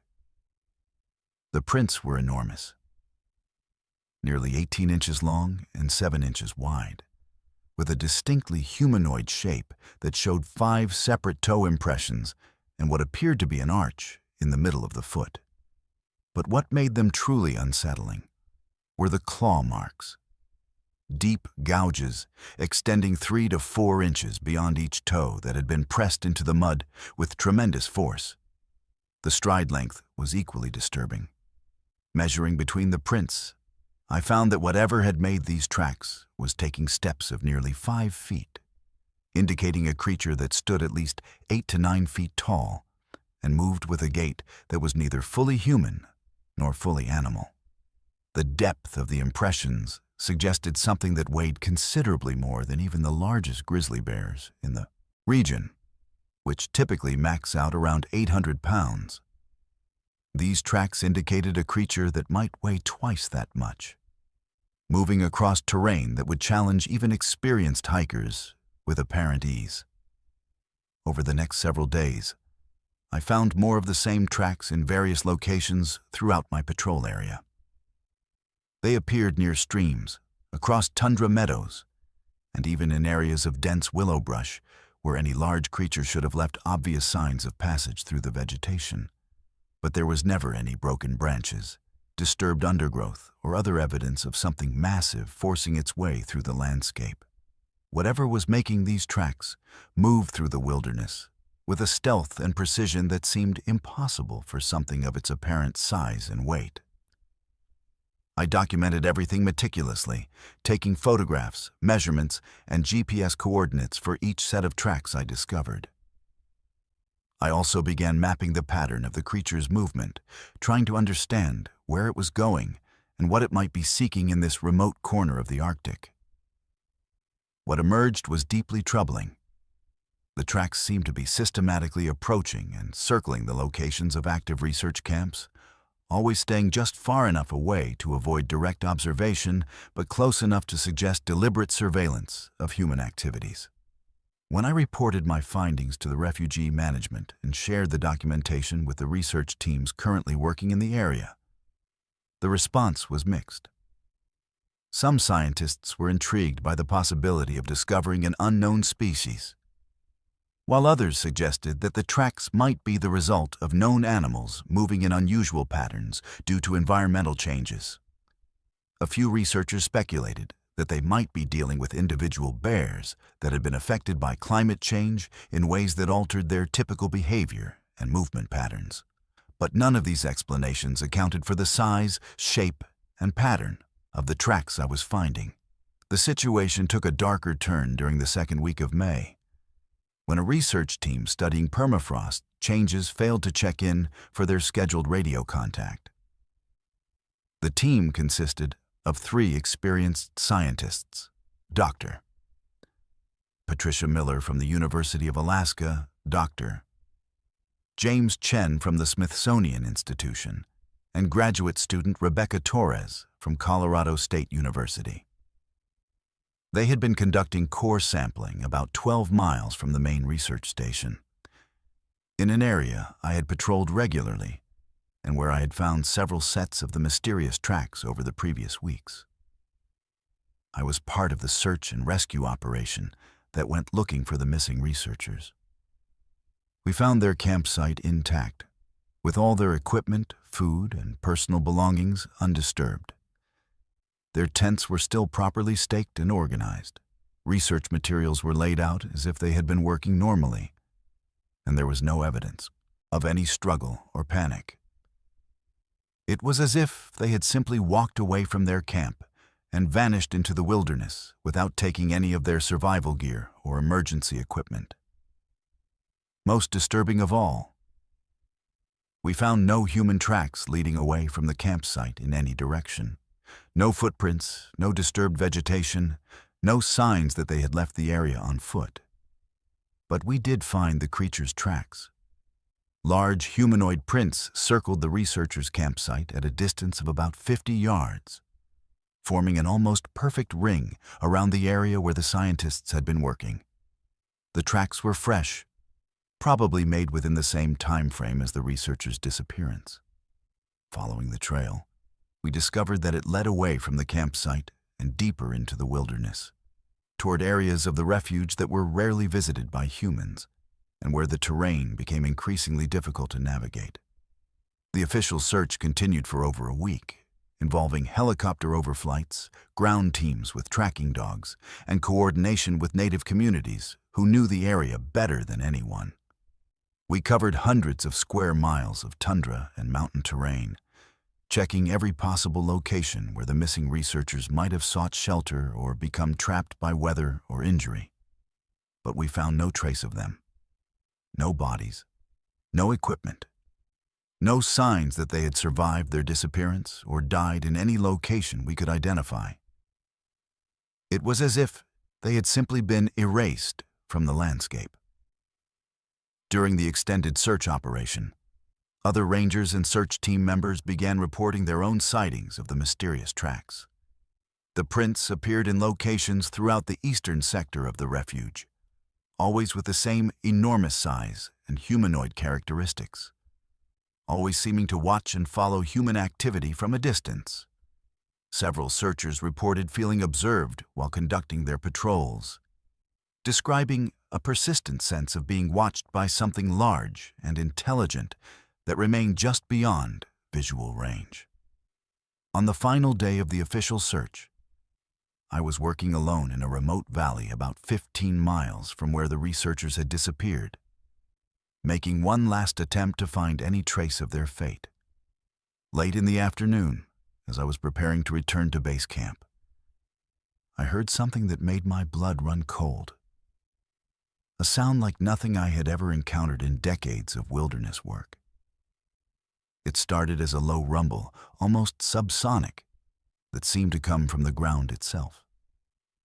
Then it rose in pitch and volume, becoming a howl or roar that echoed off the surrounding mountains and seemed to last far longer than any sound produced by a living creature should. It was a sound that conveyed intelligence and intention, but also a wildness and power that felt completely alien to anything I understood about the natural world.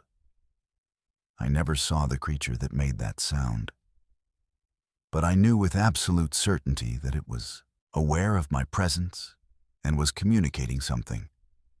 A warning, a challenge, or perhaps just an acknowledgement that our paths had crossed in this remote corner of the world. I left the area immediately and never returned to that particular valley. Even though it contained some of the most pristine and scientifically valuable habitat in the entire refuge. In my final report as a ranger, I documented everything I had experienced and observed, including detailed maps of where the tracks had been found, photographs of the clearest prints, and my professional assessment that we were dealing with an unknown creature of considerable size and intelligence. The official response was cautious and non-committal, emphasizing the need for more research while acknowledging that the Arctic National Wildlife Refuge still contained unexplored areas and potentially undiscovered species. But I could tell that the administrators and scientists who reviewed my report were deeply troubled by the implications of what I had found. I retired from the Park Service 3 months later, ending a career that had taken me to some of the most remote and beautiful places in North America. But I've never been able to forget those tracks, that sound, or the knowledge that 3 dedicated researchers vanished without a trace in an area where something large and unknown was systematically observing human activity. I've read extensively about cryptozoology and unexplained phenomena since my retirement, and I've come to believe that the creature I tracked in the Arctic National Wildlife Refuge represents something that exists at the very edges of our understanding of the natural world. The indigenous peoples of Alaska have stories about creatures that live in the deepest wilderness, beings that are neither fully animal nor fully human, entities that possess intelligence and capabilities that allow them to move through the landscape in ways that defy conventional understanding.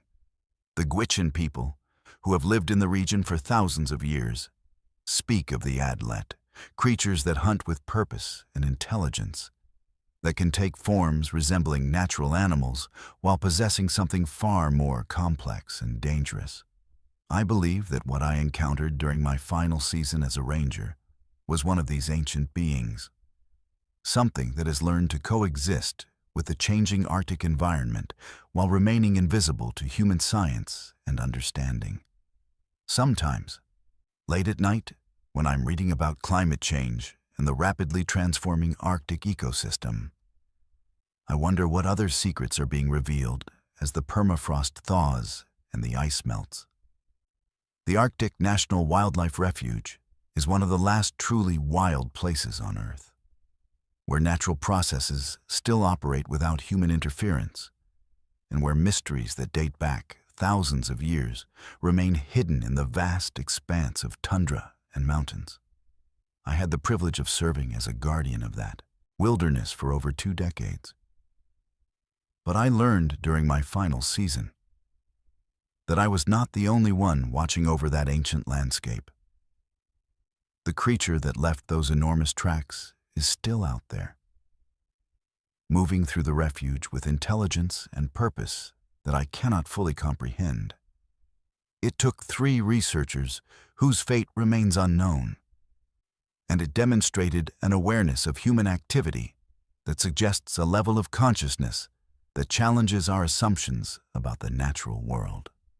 As climate change continues to alter the Arctic environment, I suspect that more of these ancient mysteries will emerge from the thawing ground, forcing us to confront the possibility that our planet still holds secrets that are far stranger and more profound than anything we have yet imagined.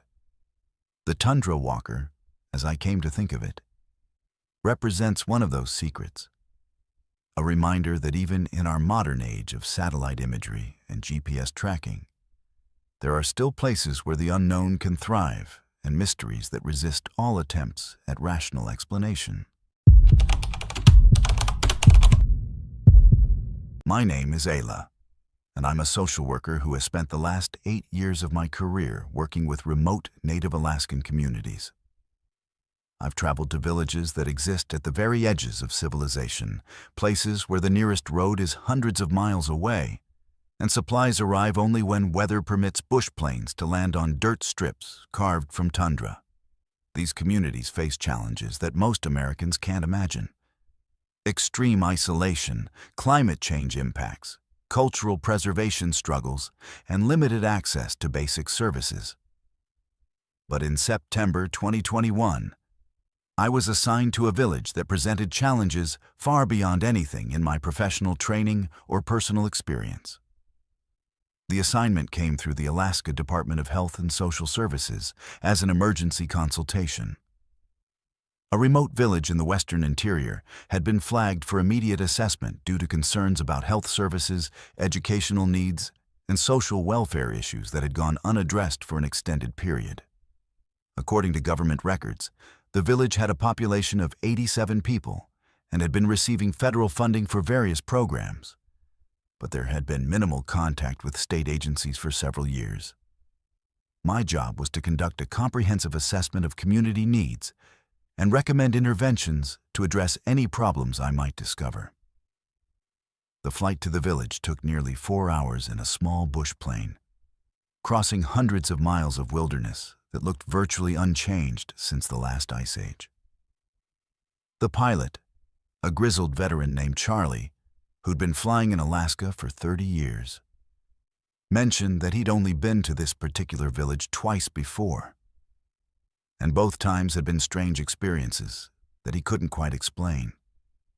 When I asked him what he meant, he just shook his head and said I'd understand once I got there. As we descended toward the village airstrip, I could see a collection of traditional log buildings scattered along the banks of a meandering river, with fish drying racks, storage caches, and other structures that indicated an active subsistence lifestyle. The village looked exactly as I expected based on the briefing materials I'd been given. But something felt wrong from the moment I stepped off the plane.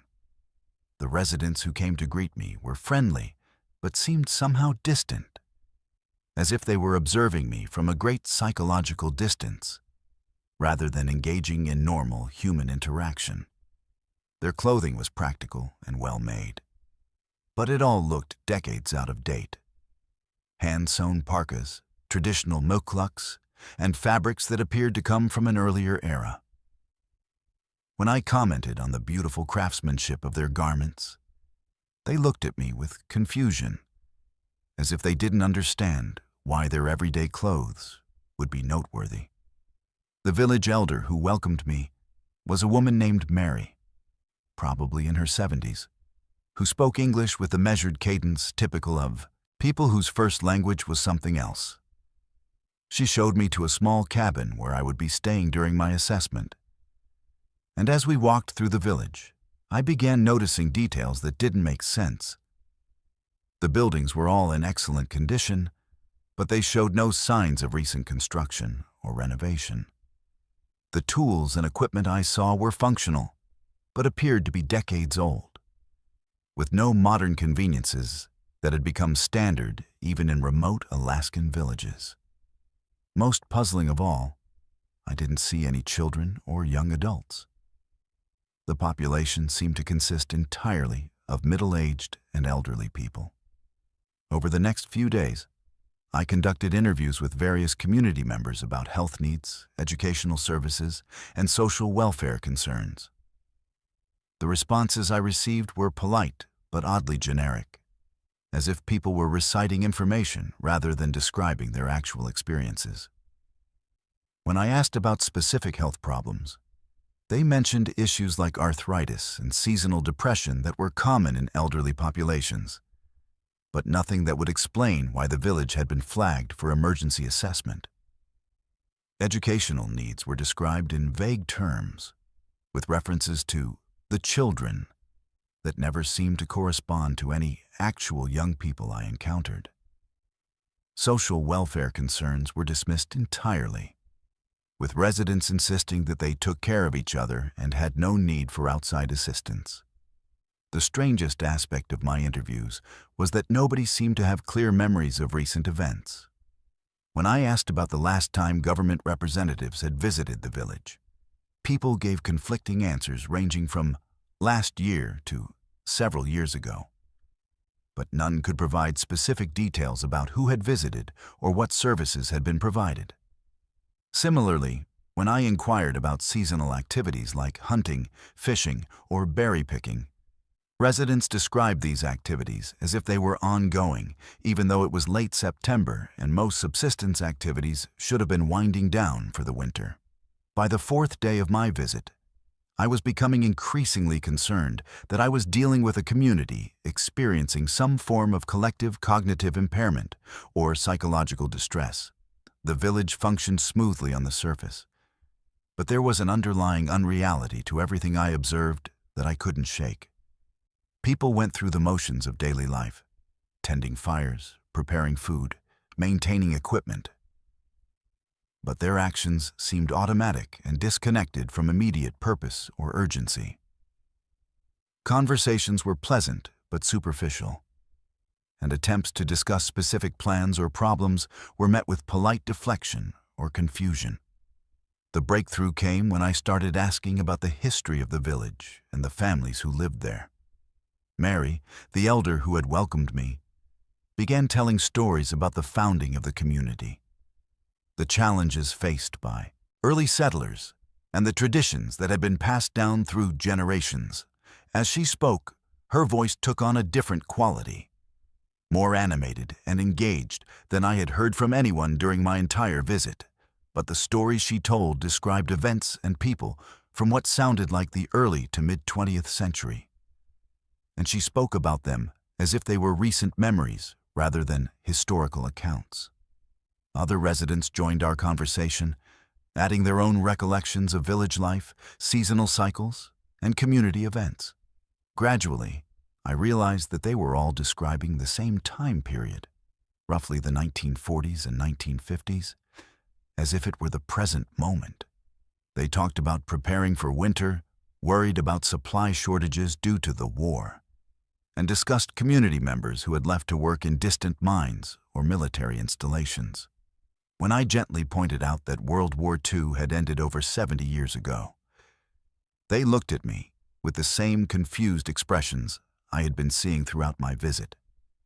That evening, I reviewed the government files I had brought with me, trying to understand how a village could be receiving federal funding and services while apparently existing in a completely different time period.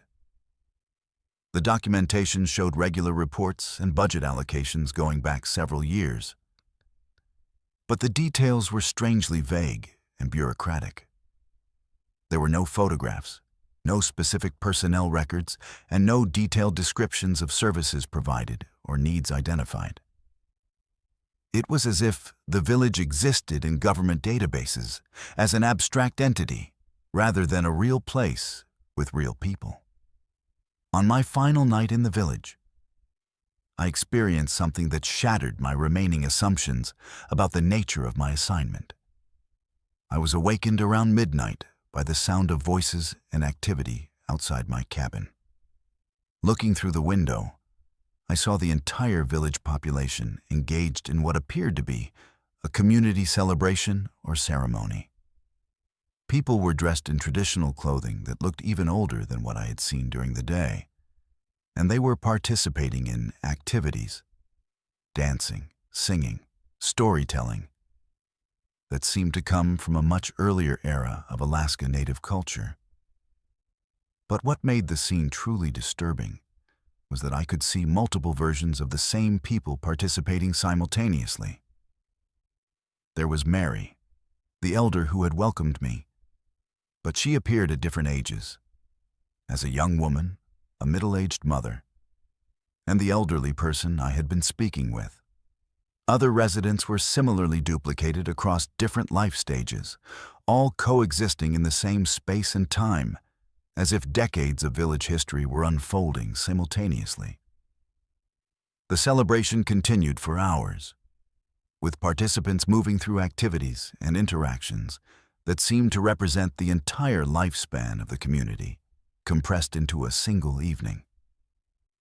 When I emerged from my cabin the next morning, the village had returned to its normal appearance, and residents greeted me as if nothing unusual had occurred. But I noticed that some of the people I spoke with seemed slightly different than they had the day before. Older or younger, with different mannerisms or speech patterns, as if I was encountering different versions of the same individuals from different time periods. When the bush plane arrived to take me back to Anchorage, I was relieved to leave, but also deeply unsettled by the knowledge that I might never understand what I had experienced. During the flight back to civilization, I tried to explain my observations to Charlie, the pilot, but he just nodded and said that remote villages sometimes existed according to their own rules. He mentioned that he had flown several government workers to the same village over the years, and they all returned with similar stories about time distortions and historical confusion. Some never filed reports about their visits, while others submitted documents that were so vague as to be meaningless. According to Charlie, the village had been receiving official visits for decades, but nobody seemed to remember exactly what services were being provided or why they were necessary. Back in Anchorage, I struggled to write my assessment report. How do you document findings about a community that appears to exist outside normal time and space? How do you recommend interventions for people who seem to be living in multiple historical periods simultaneously? I eventually submitted a brief report indicating that the village appeared to be functioning independently and had no immediate need for additional services. But I included no details about the temporal anomalies I had witnessed. In the months following my visit, I tried to research the history of the village and understand how such a place could exist within the modern administrative framework of Alaska state government. What I discovered was even more disturbing than my original experience. The village appeared in historical records dating back to the early 1900s. But the descriptions and population figures remained virtually unchanged across decades of documentation. Government agencies had been sending representatives to assess community needs for over 50 years. But the reports from these visits were all remarkably similar. Brief, vague, and ultimately concluding that no immediate intervention was necessary. I began to suspect that the village existed as a kind of temporal preserve, a place where a traditional Alaska Native community had been frozen in time by forces beyond human understanding. The residents weren't suffering from cognitive impairment or psychological distress. They were living authentic lives within their own historical framework, insulated from the changes that had transformed the rest of Alaska over the past century. The government visits and funding allocations weren't providing actual services, but were somehow maintaining the bureaucratic fiction that allowed the village to continue existing within the modern world while operating according to its own mysterious rules. I never returned to that village, and I never spoke publicly about what I experienced there. My career as a social worker continued, taking me to other remote communities throughout Alaska, but none of them challenged my understanding of reality the way that one assignment did. Sometimes, late at night when I'm reviewing case files or preparing for field visits, I think about Mary and the other residents of that impossible village, wondering if they're still living their lives according to the rhythms of 70 years ago, still preparing for winters and wars that ended decades before I was born. Alaska is full of places that exist at the margins of the modern world, communities that maintain traditional ways of life, despite the pressures of globalization and technological change.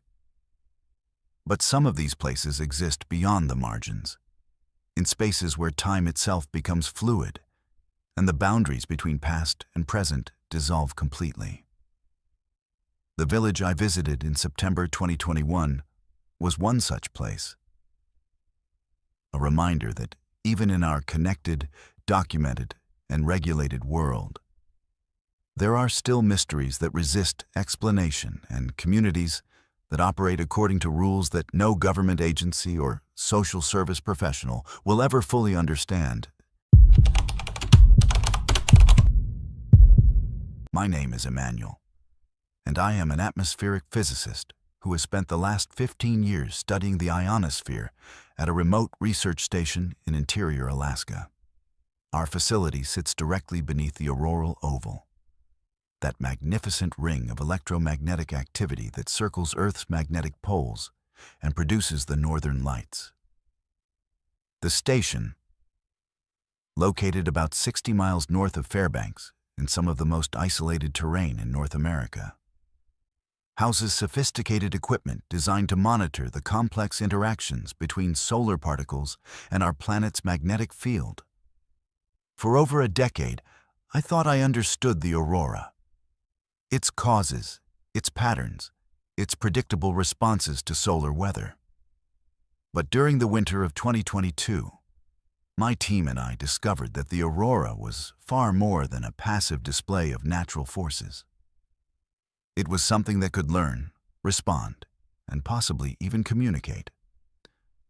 Our research station operates as part of a network of facilities studying the ionosphere, the highly charged layer of Earth's atmosphere extending from about 50 to 600 miles above the surface, where the aurora forms when solar particles interact with atmospheric gases. We use an array of high-frequency radio transmitters and sophisticated receivers to send signals bouncing off the ionosphere, studying how it reflects and absorbs radio waves under different conditions. This research has practical applications for everything from GPS accuracy to long-distance radio communications, and it helps us understand the fundamental physics of plasma interactions in space. The work is methodical, technical, and usually completely predictable, until that December night when everything changed. I was conducting routine late-night monitoring of our radio transmissions when I noticed anomalies in the reflected signals that didn't match any known patterns of ionospheric behavior. Instead of the typical broad-spectrum reflections we expected, our receivers were picking up structured, organized bursts of radio energy that seemed to be responding directly to the specific frequencies we were transmitting. The patterns weren't random atmospheric noise or interference from solar storms. They were coherent, deliberate sequences that changed in real time as we adjusted our broadcast parameters. When we increased the power of our transmissions, the responding signals became stronger. When we shifted frequencies, the responses shifted accordingly. It was as if something in the ionosphere was actively listening to our radio signals and responding with its own transmissions. Initially, I assumed we were dealing with equipment malfunction or some form of sophisticated electronic interference. But after running diagnostic tests on all our instruments and consulting with other research stations in the network, we confirmed that our equipment was functioning normally and that no other facilities were generating the mysterious response signals. The phenomenon was localized to our station and seemed to be directly related to the aurora activity occurring in the sky above us. When the northern lights were bright and active, the radio responses were strong and complex. During periods of minimal auroral activity, the responses diminished or disappeared entirely. Over the following weeks, my team and I began conducting systematic experiments to understand the nature of this interaction. We discovered that the aurora was not just passively reflecting our radio signals. It was actively modulating them, creating new patterns and frequencies that bore no resemblance to what we had transmitted. More disturbing still, the responses seemed to be growing more sophisticated over time, as if whatever was generating them was learning from our communications and developing increasingly complex methods of interaction. We started documenting patterns that resembled mathematical sequences, fractal structures, and even crude attempts at mimicking the modulation patterns we used in our own transmissions. The visual manifestations were equally unsettling. During our radio experiments, the aurora above our station would change its behavior in ways that defied normal understanding of auroral physics. Instead of the typical flowing curtains and shimmering arcs we expected, the lights would form geometric patterns, spirals, concentric circles, and angular shapes that pulsed in synchronization with our radio transmissions. When we sent out specific frequency patterns, the aurora would brighten or dim in corresponding rhythms. When we transmitted rapid bursts of radio energy, the lights would flicker in matching sequences. It was as if the entire ionosphere above our station had become a massive display screen responding to our signals. My colleague, Dr. Sarah Chen, a plasma specialist who had worked with me for 8 years, was the first to suggest that we might be dealing with some form of intelligence rather than just unusual natural phenomena. She pointed out that the response patterns we were recording showed characteristics of adaptive learning. They became more complex and accurate over time, suggesting that whatever was generating them was improving its ability to interpret and respond to our communications. Other team members were more skeptical, arguing that we might be observing some previously unknown form of plasma physics or electromagnetic resonance that only appeared to be intelligent because we didn't understand the underlying mechanisms. The debate became more urgent when we started receiving radio transmissions that we hadn't initiated. During quiet periods when we weren't broadcasting, our receivers would suddenly activate with incoming signals that used frequencies and modulation patterns similar to our own equipment, but with subtle differences that suggested a non-human origin. These uninitiated transmissions often occurred during periods of intense auroral activity, and they seemed to be directed specifically at our station rather than broadcast randomly into space. When we attempted to respond to these signals with our own transmissions, they would immediately cease, only to resume hours later with different patterns and characteristics. The psychological impact on my team was significant. Several researchers reported experiencing unusual auditory phenomena during periods of intense aurora radio interaction. Faint musical tones, whispered voices, and rhythmic pulses that seemed to emanate from the ionosphere itself but couldn't be detected by our instruments.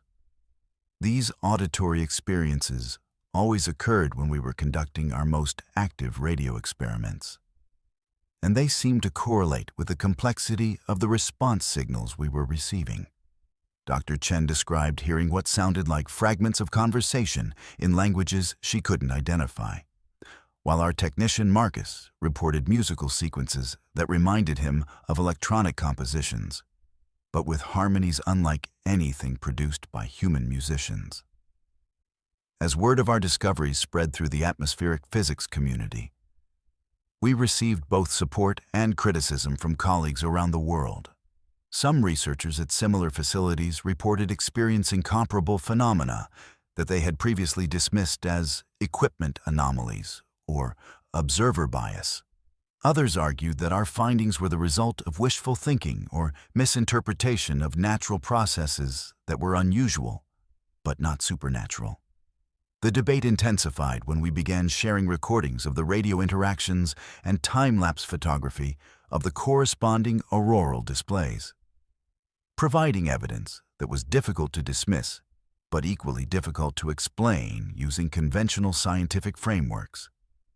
The most unsettling incident occurred during a particularly active period in February, when the aurora above our station maintained an intense, structured display for over 6 hours, while our radio receivers picked up what could only be described as a conversation. The incoming signals used modulation patterns that clearly resembled human speech rhythms, with pauses, inflections, and repetitive elements that suggested linguistic structure. While we couldn't decode the meaning of these transmissions, their organization and timing strongly suggested that we were listening to some form of communication between multiple entities using the ionosphere as a medium. The exchange continued throughout the night, with different signal patterns taking turns as if engaged in dialogue, while the aurora above us pulsed and shifted in patterns that seemed to visualize the radio conversation. Our attempts to participate in this apparent communication produced immediate and dramatic results. When we transmitted simple mathematical sequences, prime numbers, Fibonacci progressions, basic geometric ratios, the responses we received were variations and extensions of the same mathematical concepts, suggesting that whatever was communicating through the aurora understood and could manipulate abstract mathematical relationships. When we tried transmitting more complex information, including digitized images and audio recordings, the responses became correspondingly sophisticated, sometimes incorporating elements of our transmissions into new patterns that seemed to represent commentary or analysis of what we had sent. The implications of our discoveries extended far beyond our atmospheric physics into questions of consciousness, intelligence, and humanity's place in the universe. If the aurora was capable of responding to human communications with apparent intelligence and creativity, what did that suggest about the nature of consciousness itself? Were we dealing with some form of terrestrial intelligence that existed in the plasma interactions of the ionosphere? Or had we made contact with something from beyond Earth that was using our planet's magnetic field as a communication medium? The possibility that intelligence could exist in forms completely unlike biological life challenged fundamental assumptions about what constitutes consciousness and awareness. My final report to the National Science Foundation documented our findings in careful, measured language that emphasized the need for additional research, while acknowledging that our observations didn't fit any existing scientific paradigms. The response from the funding agencies was cautious but supportive, leading to increased resources for our research and the establishment of similar monitoring stations at other locations beneath the auroral oval. However, attempts to replicate our findings at other facilities have produced mixed results, with some stations reporting similar phenomena while others detect nothing unusual, suggesting that the intelligence we discovered might be localized to specific geographical or electromagnetic conditions. 3 years have passed since our initial contact with whatever exists in the aurora above our research station, and the communications continue with increasing sophistication and frequency. We've developed protocols for structured exchanges, established what appears to be a basic vocabulary of mathematical and scientific concepts, and begun receiving information that seems to represent knowledge about plasma physics and electromagnetic interactions that exceeds current human understanding. The entity or entities we're communicating with appear to be teaching us, sharing insights about the nature of the ionosphere and its interactions with solar radiation that have already led to advances in our research. But perhaps most remarkably, the communications have begun to include what can only be described as philosophical content, patterns and sequences that seem to represent concepts about consciousness, existence, and the nature of intelligence itself. These transmissions suggest that whatever we're communicating with has been observing human development for an extended period and has developed opinions about our species' relationship with the natural world and our potential for further evolution. The messages are complex, often cryptic, and always profoundly challenging to our assumptions about intelligence, consciousness, and humanity's role in the cosmos. I continue to work at the research station, now serving as the primary liaison for what has become known unofficially as the Aurora Communication Project. Each night brings new exchanges, new insights, and new questions about the nature of consciousness and intelligence in the universe. The northern lights that once seemed like beautiful but predictable natural phenomena have revealed themselves to be something far more complex and mysterious. Unforgiving, a medium through which forms of intelligence, utterly unlike our own, can reach across the vast distances of space and time to make contact with humanity. What we learn from these communications and how we choose to respond to the knowledge being shared with us may determine the future course of human scientific and spiritual development in ways we're only beginning to understand. My name is Eden, and I am 67 years old now. What I'm about to tell you happened 15 years ago, during what should have been a routine ferry crossing in Alaska's Inside Passage. I was 52 then, still working as a high school English teacher, taking a winter break to visit my sister in Haines. The Alaska Marine Highway system had been my preferred method of travel for years. I loved the scenic routes, the opportunity to see whales and glaciers, and the chance to meet interesting fellow passengers during the long crossings. But this particular journey became something far more disturbing than any story I had ever taught in my literature classes. A real-life ghost story that I'm still trying to understand decades later. It was early February 2010, during one of the harshest winters Alaska had seen in years. The ferry MV Malaspina was running a reduced winter schedule, and passenger traffic was virtually non-existent. When I boarded in Juneau for the 12-hour crossing to Haines, I discovered that I was the only passenger on the entire vessel. The crew assured me this was unusual, but not unheard of during the coldest months, when most Alaskans avoid unnecessary travel and tourists stay away from the region entirely. I settled into my stateroom with a stack of books, looking forward to a quiet, contemplative journey through some of the most beautiful scenery in the world. The problems began before we even left port. While exploring the passenger areas during our departure delay, I noticed the passenger manifest posted near the purser's office. Instead of showing my name as the sole traveler, the list contained dozens of names I didn't recognize. People with surnames that sounded distinctly old-fashioned, and given names that seemed to come from earlier eras. When I pointed this out to a crew member, he glanced at the list with apparent confusion and muttered something about administrative errors and outdated computer systems. But I had worked with bureaucratic paperwork for decades as a teacher, and this didn't look like a clerical mistake. The names were too deliberate, too organized, and too historically consistent to be random data entry errors. As we finally departed Juneau and entered the Lynn Canal, the weather deteriorated rapidly. Snow began falling heavily, reducing visibility to near zero and creating the kind of whiteout conditions that make navigation treacherous, even for experienced mariners. The ferry's motion became increasingly violent as we encountered swells that seemed far too large for the protected waters of the inside passage. I retreated to my stateroom, but sleep was impossible due to the constant pitching and rolling of the vessel. Through my small porthole, I could see nothing but swirling snow and gray water that seemed to stretch endlessly in all directions. The crew's behavior became increasingly strange as the night progressed. During my attempts to find coffee or food in the passenger areas, I encountered crew members who seemed to be going through the motions of their duties without any real purpose or awareness.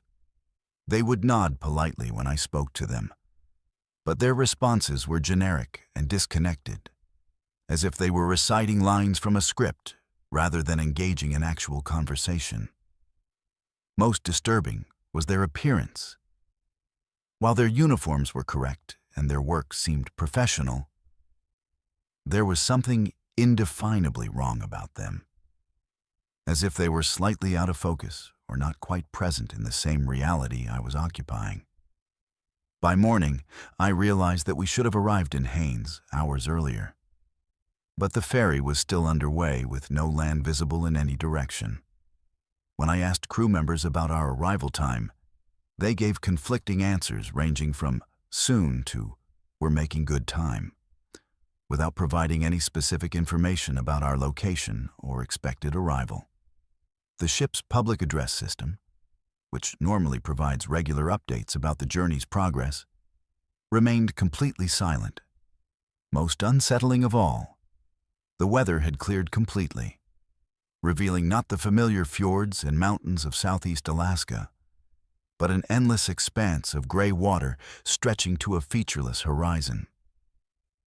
During what should have been the second day of the crossing, I began experiencing vivid dreams that felt more like memories than products of my imagination.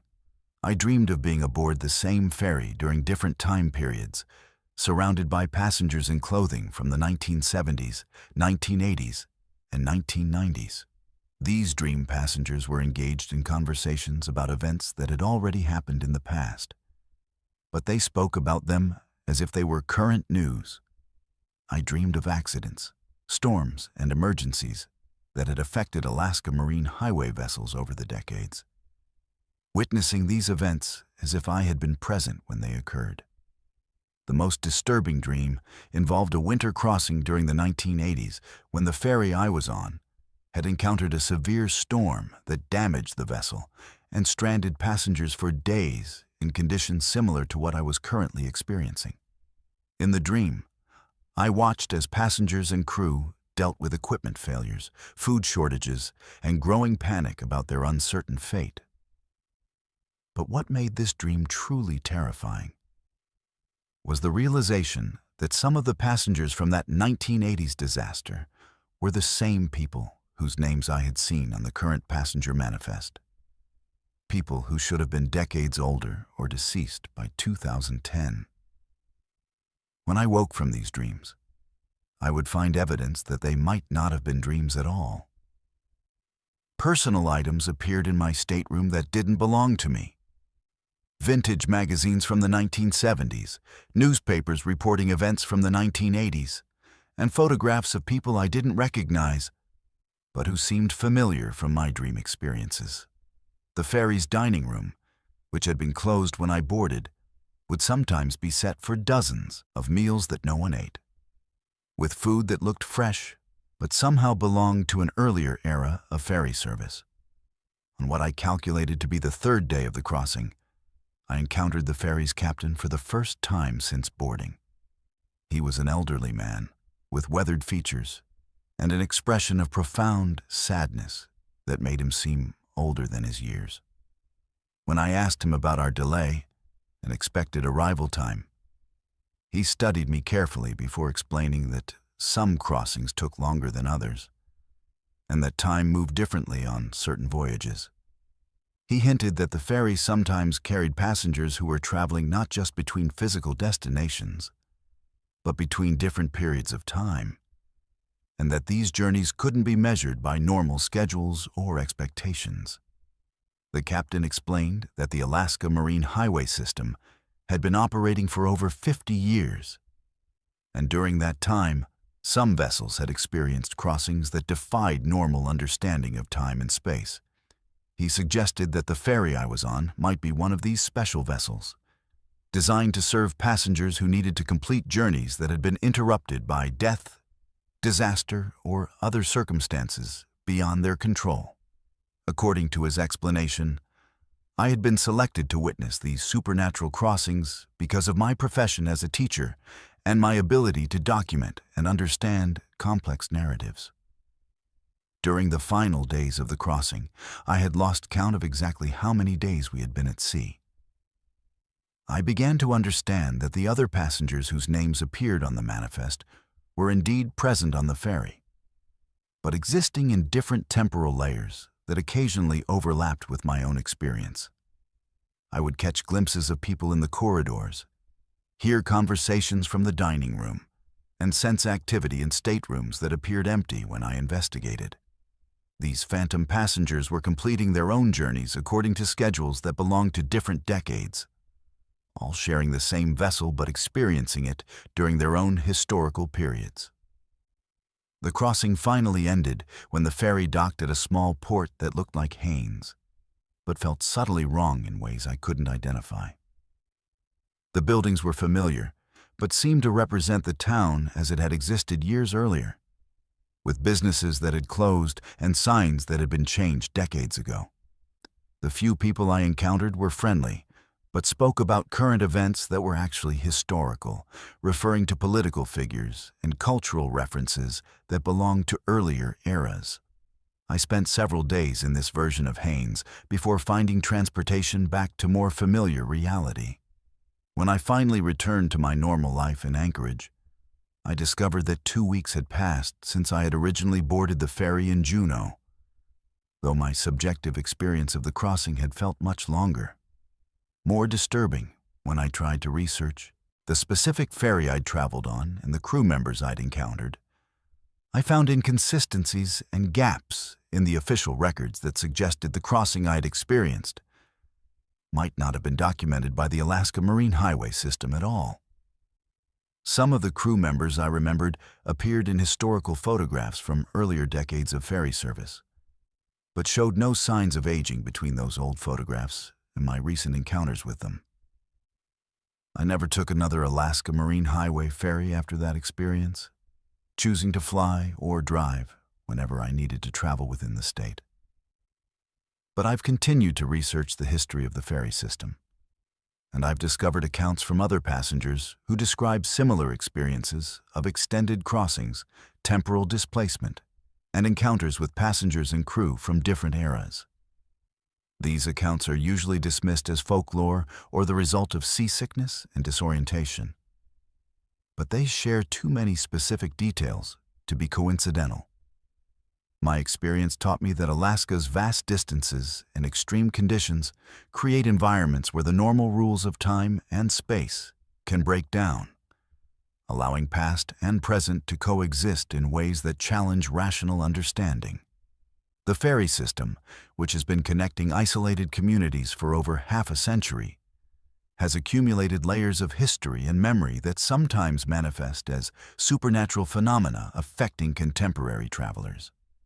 My crossing was a journey not just through physical space, but through the accumulated experiences of decades of Alaskan maritime history. Sometimes, late at night when I'm grading papers or preparing lessons, I think about that strange crossing and wonder if the ferry is still out there, carrying passengers between destinations that exist in different time periods and serving people whose journeys were interrupted by circumstances beyond their control. I wonder if other travelers have had similar experiences, and whether the Alaska Marine Highway System maintains any official records of these supernatural crossings. Most of all, I wonder if I was chosen to witness and document these events because someone or something needed these stories to be preserved and shared with the living world. The Alaska Marine Highway System continues to operate its regular schedule, connecting communities throughout southeast and south-central Alaska with reliable, professional service. But somewhere in that network of ferries and routes, there may be vessels that serve passengers according to different schedules and different realities, completing journeys that began decades ago and helping lost souls find their way to destinations that exist beyond the boundaries of normal time and space. My crossing on the last ferry taught me that even in our modern, documented, and regulated world, there are still places where the impossible can happen and where the past refuses to remain safely in the past. These 11 stories represent just a glimpse into the mysteries that lurk in America's last frontier. Alaska's vast wilderness holds secrets that challenge our understanding of reality itself. From voices beneath the ice to creatures that shouldn't exist. From villages trapped in time to ferries that sail between worlds. If these tales of terror from the frozen north have sent chills down your spine, make sure to subscribe to Verified Fears for more spine-tingling stories from the darkest corners of our world. Hit that notification bell, because you never know when the next horrifying tale will surface from the shadows. And remember, in Alaska, the wilderness is always watching, always waiting, and sometimes it watches back. Stay vigilant, stay subscribed, and never venture into the unknown alone.